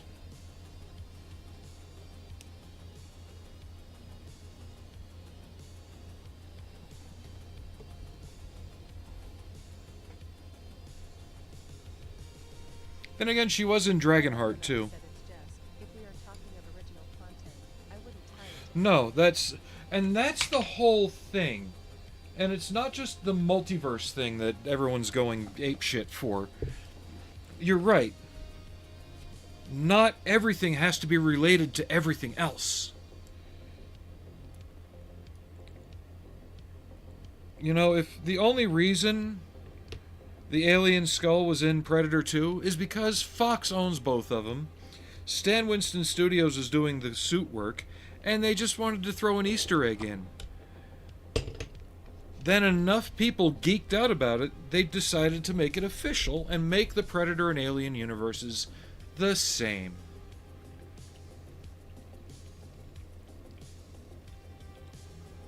which they're actually not. Well, they are now. Badlands kind of solidified that. But, yeah.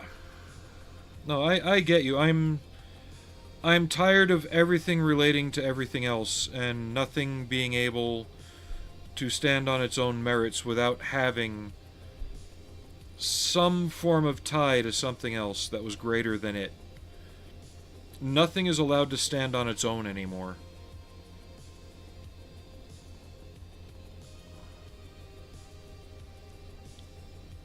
Even music is getting like that.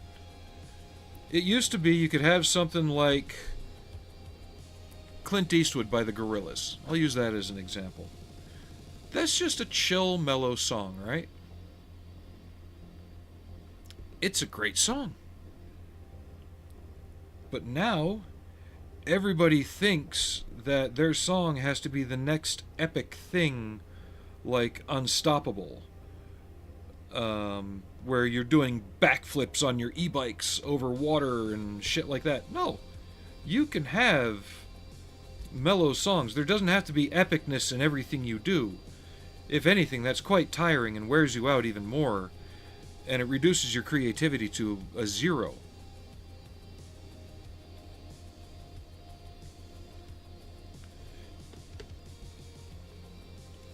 Sometimes things can just be simple. Ooh, sorry I shook the camera like that, but it's on a different kind of arm now, so it's all wee wee wee, you know.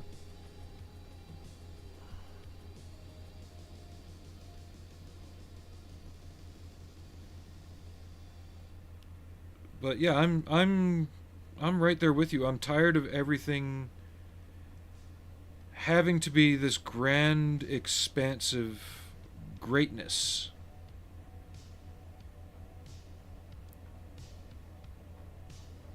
The slow burn is gone, you know?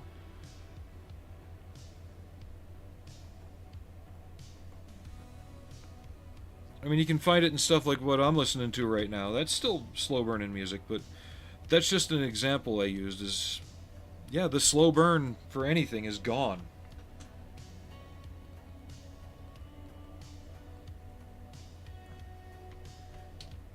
Ed Almanac said it is because we stopped telling great stories and started trying to exclusively launch franchises. And to do the franchises, you need the hook. You need the grandiose nature to draw the audience in. No, you're not wrong.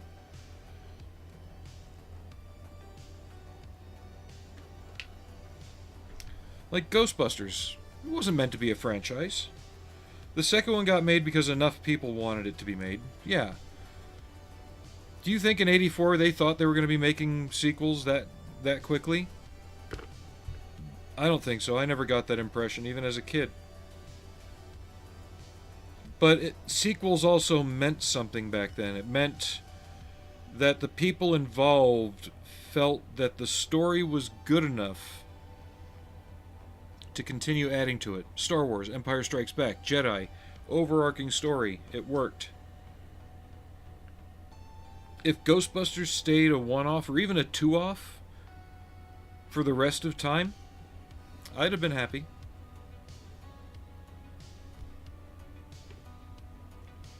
Ed Almanac said Cat. Star Wars wasn't supposed to be a franchise. Not like it's become, no. But Star Wars, after its release, let's say after the release of the first three, because Vader's story was told, it disappeared. It disappeared for a very long time. There's a few novels out there written by Alan Dean Foster, and there's the Han Solo novels that got released, where he had that stupid droid, and, you know, it happened well in the early 80s when those came out. But it really wasn't until the 90s that Star Wars took off again. And that was with, I think it was Heir to the Empire? I know the first book in the series I read... fucking knee. I might have to get up and stretch here in a minute. Anyway, it's been 2 hours. But Star Wars began competing with Star Trek. And that's why both are in real deep shit now. Because they're being mismanaged. I'm going to pause, walk around the room for a minute. I'll be right back.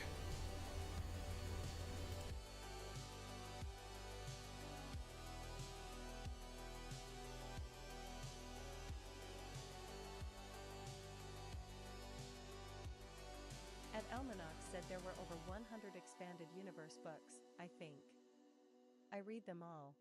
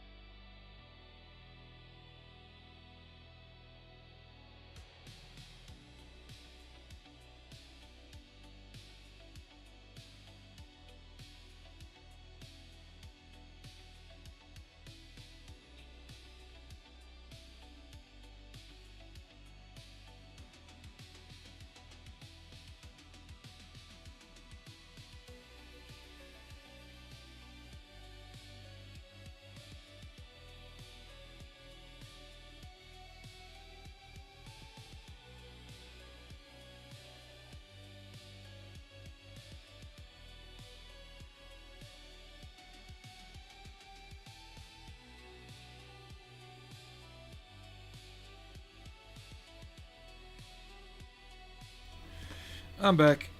Yeah, I stopped reading after the defeat of the Yuzon Vong because it just got stupidly repetitive after that. And the Vong series was really hard to get through as it was.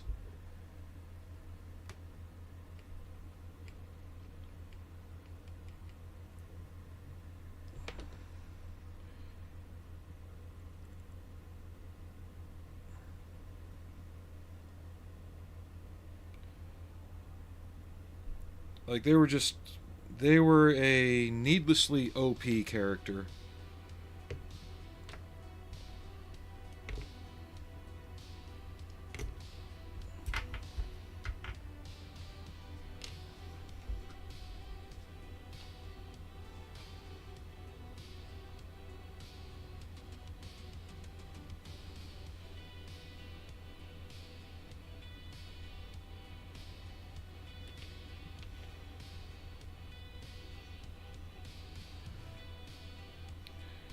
Yeah, I think it's funny.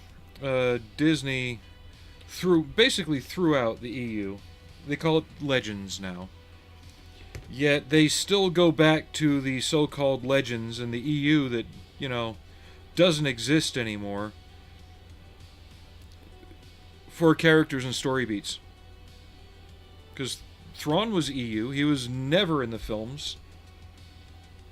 He was never in the films or the TV series. He was a strictly EU character. Games and books only, which technically means not canon. And yet here they go back to the EU to dig up Thrawn's corpse and try and make him work in the universe they created for Ahsoka.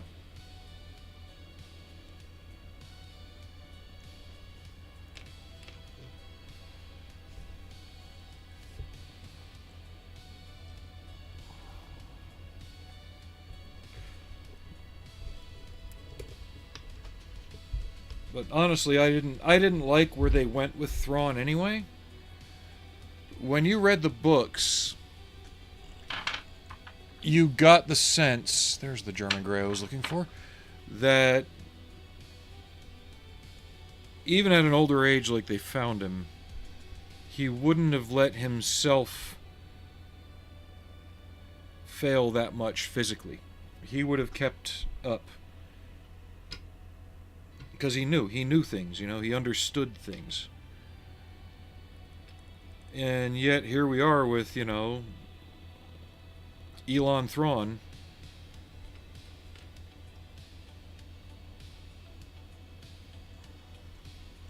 And credit where it's due, wasn't Thrawn played by Mads Mikkelsen's brother?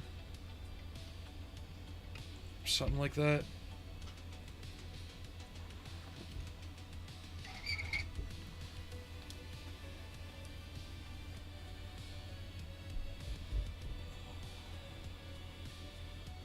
Or was he a Skarsgård?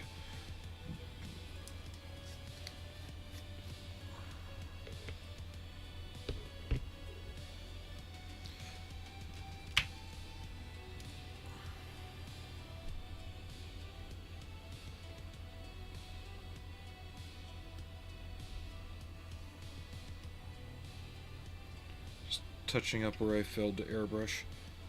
And then I want to get this kind of glued back together if I can.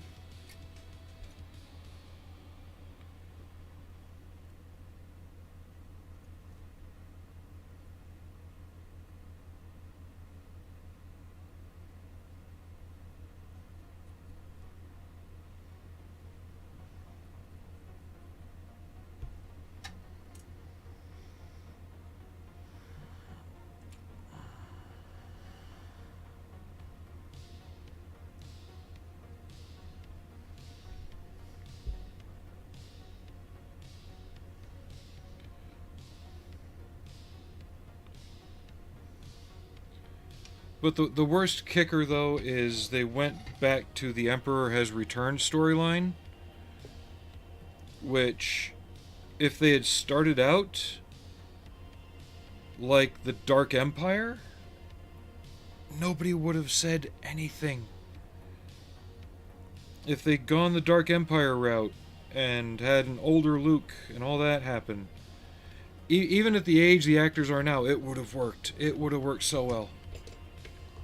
But instead, they had to pull it out of their ass at the very last minute because another director who didn't give a shit cut all the strings that,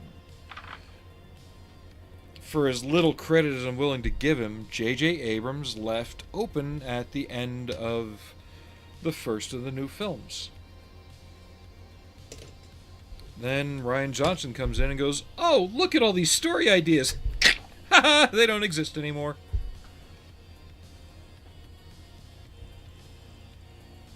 And that left him in the lurch going, the fuck are we gonna do now? Because quite literally every story idea they could have come up with all got dead-ended.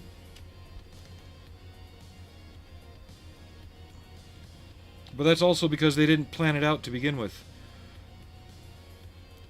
George Lucas wrote each one individually at the time of filming, but in his head, since he was the writer, he knew kind of what was going where, even if it made sense or not. These guys didn't even do that. Oh, what was I gonna do?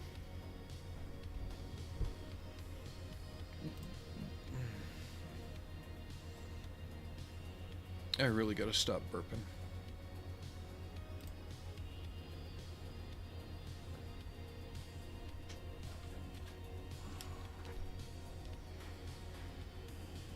I don't want to do the gauges yet.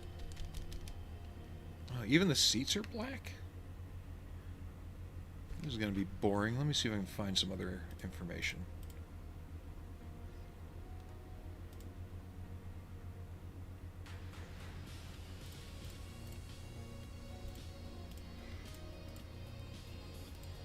Yeah, I'm showing black, rubberized pleather.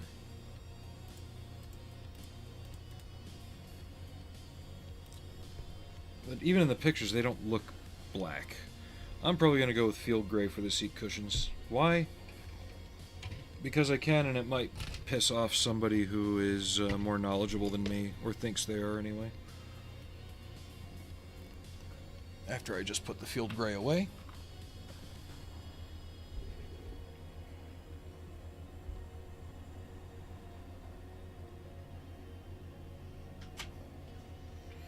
Yeah, Star Wars, as it was, should have ended after Jedi.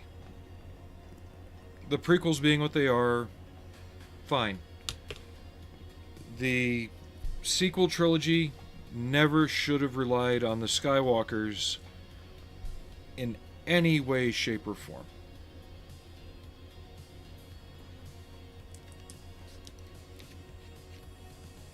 Not Luke, not Leia, no Han, no Chewie. They should have done what they did in the comics and jumped a couple hundred years in the future and not have any existing characters be in it.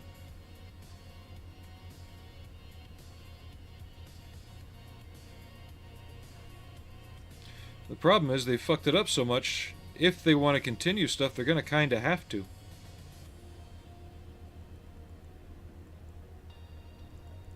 Because you can only tell so many stories in the time of the Empire or the Clone Wars before you kind of run out of places to go and things to do.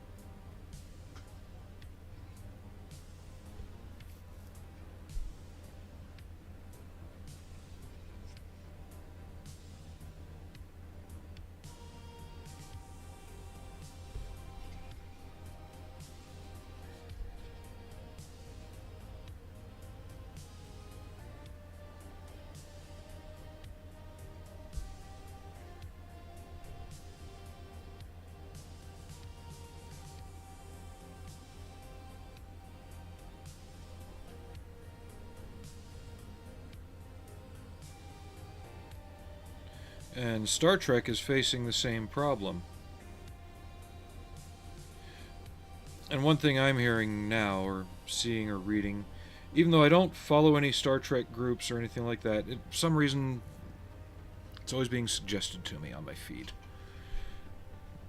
There's the argument, people are saying, that Star Trek has always been woke. No. Star Trek always told stories through good writing. It allowed you as the viewer to make up your own mind on what the story was being told through allegory. It did not, as the show, shove an outlook down your throat. It presented you the information, it presented you what it wanted you to know, and allowed you to engage with it or not.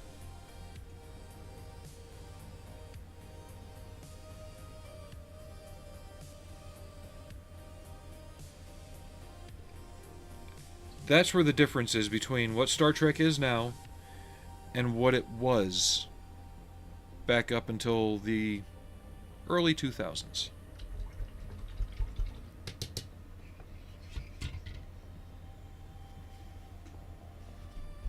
It engaged you as the viewer. It didn't preach to you as the presenter.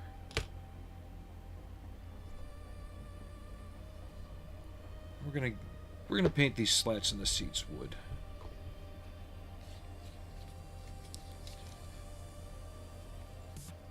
But it never said you were right or wrong either in your outlook on things.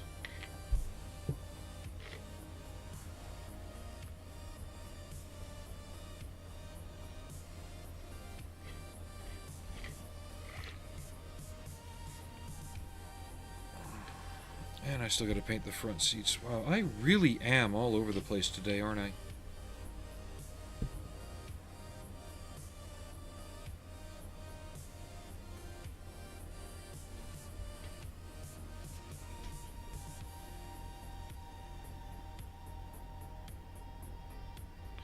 I'll try my best to make these seat bottoms look like wood when I get to doing that.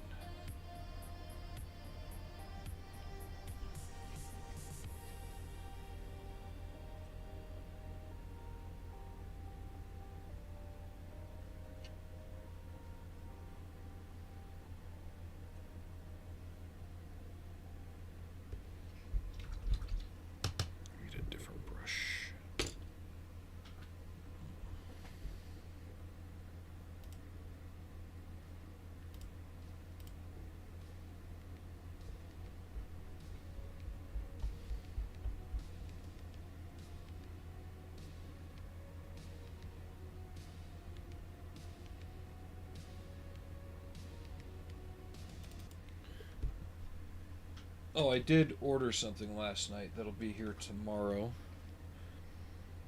I had it once years ago. You want to talk about some old TV, some classic TV. But we fell on hard times, so I had to get rid of it. But I'm glad I was able to get it again. The old 1988 War of the Worlds TV series on DVD. It's on YouTube, but the quality is so shit you can barely watch it.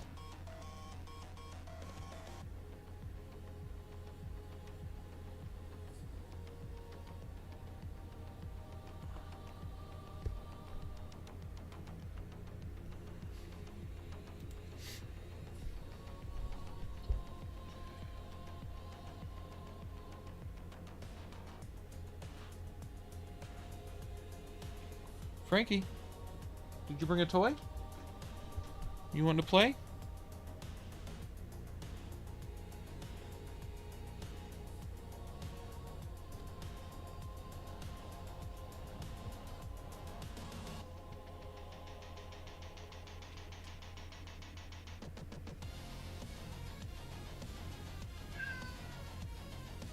What, buddy?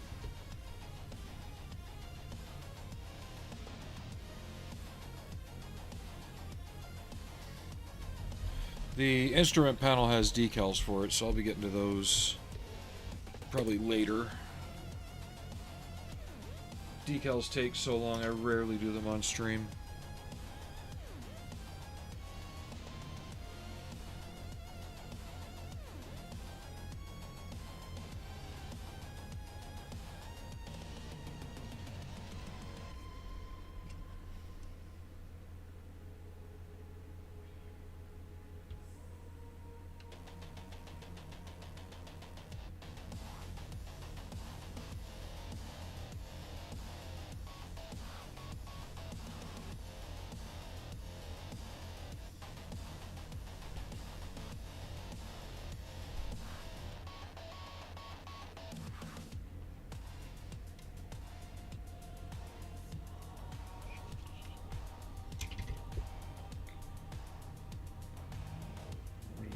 Did I put that back? Yes, I did.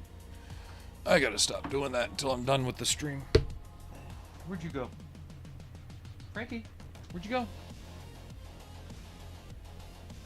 He didn't bring a poof anyway, so I'll just pet you. Pretty girl. Yeah. Beep.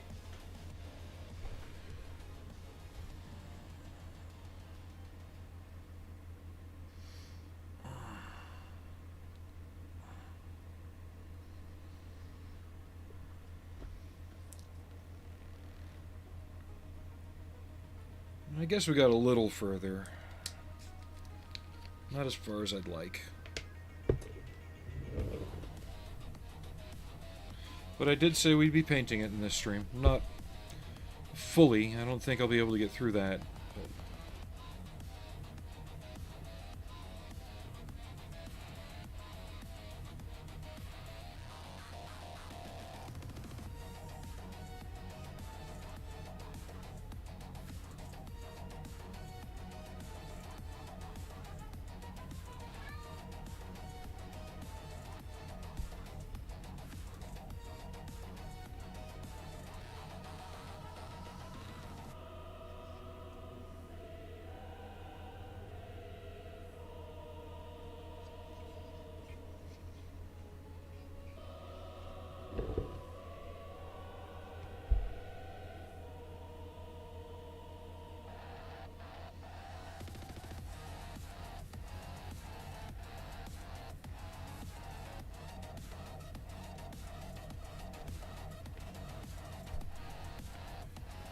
But I hope everybody has a good weekend. I've got to work tomorrow, but I'll be back on Sunday.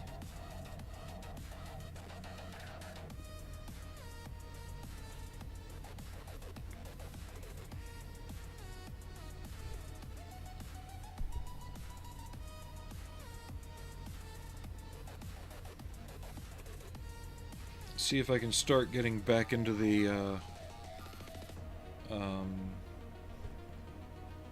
3-hour-long stream rotation then. This one hasn't been terrible, but I am kind of running to a point where I've got to let it dry before I clear coat it, and then I can wash the interior and pluck out those details. I don't want to pick out the MP40s until after that because I don't want to dull coat them and dull the metallic shine.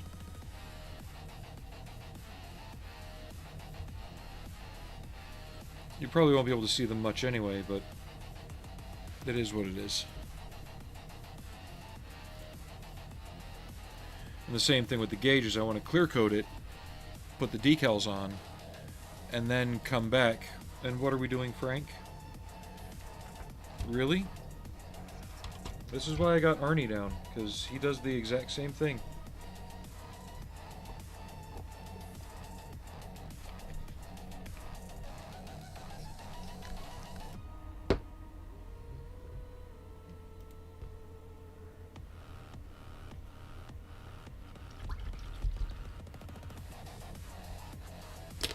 Well, huh, big guy?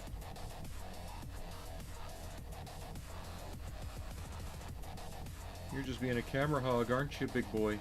Yeah. Frankie. Hi. Good boy. Yeah. Down you go.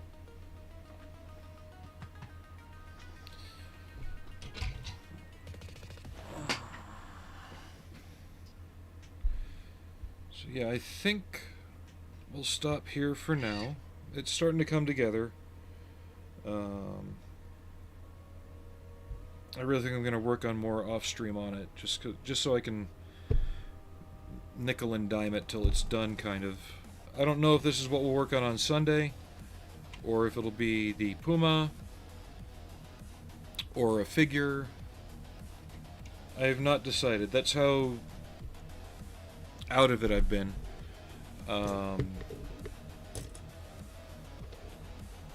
I do need to finish something though. I need that hit of finishing something, I think. And that's what's starting to cause me to not be able to concentrate, is I got too many plates in the air. Too many things. So yeah. Thanks everybody for watching. I'll be back on Sunday. Hopefully a little earlier in the day if I wake up at 7 like I did today. I was just waiting on too many things. And I'll see you then. So y'all have a good day.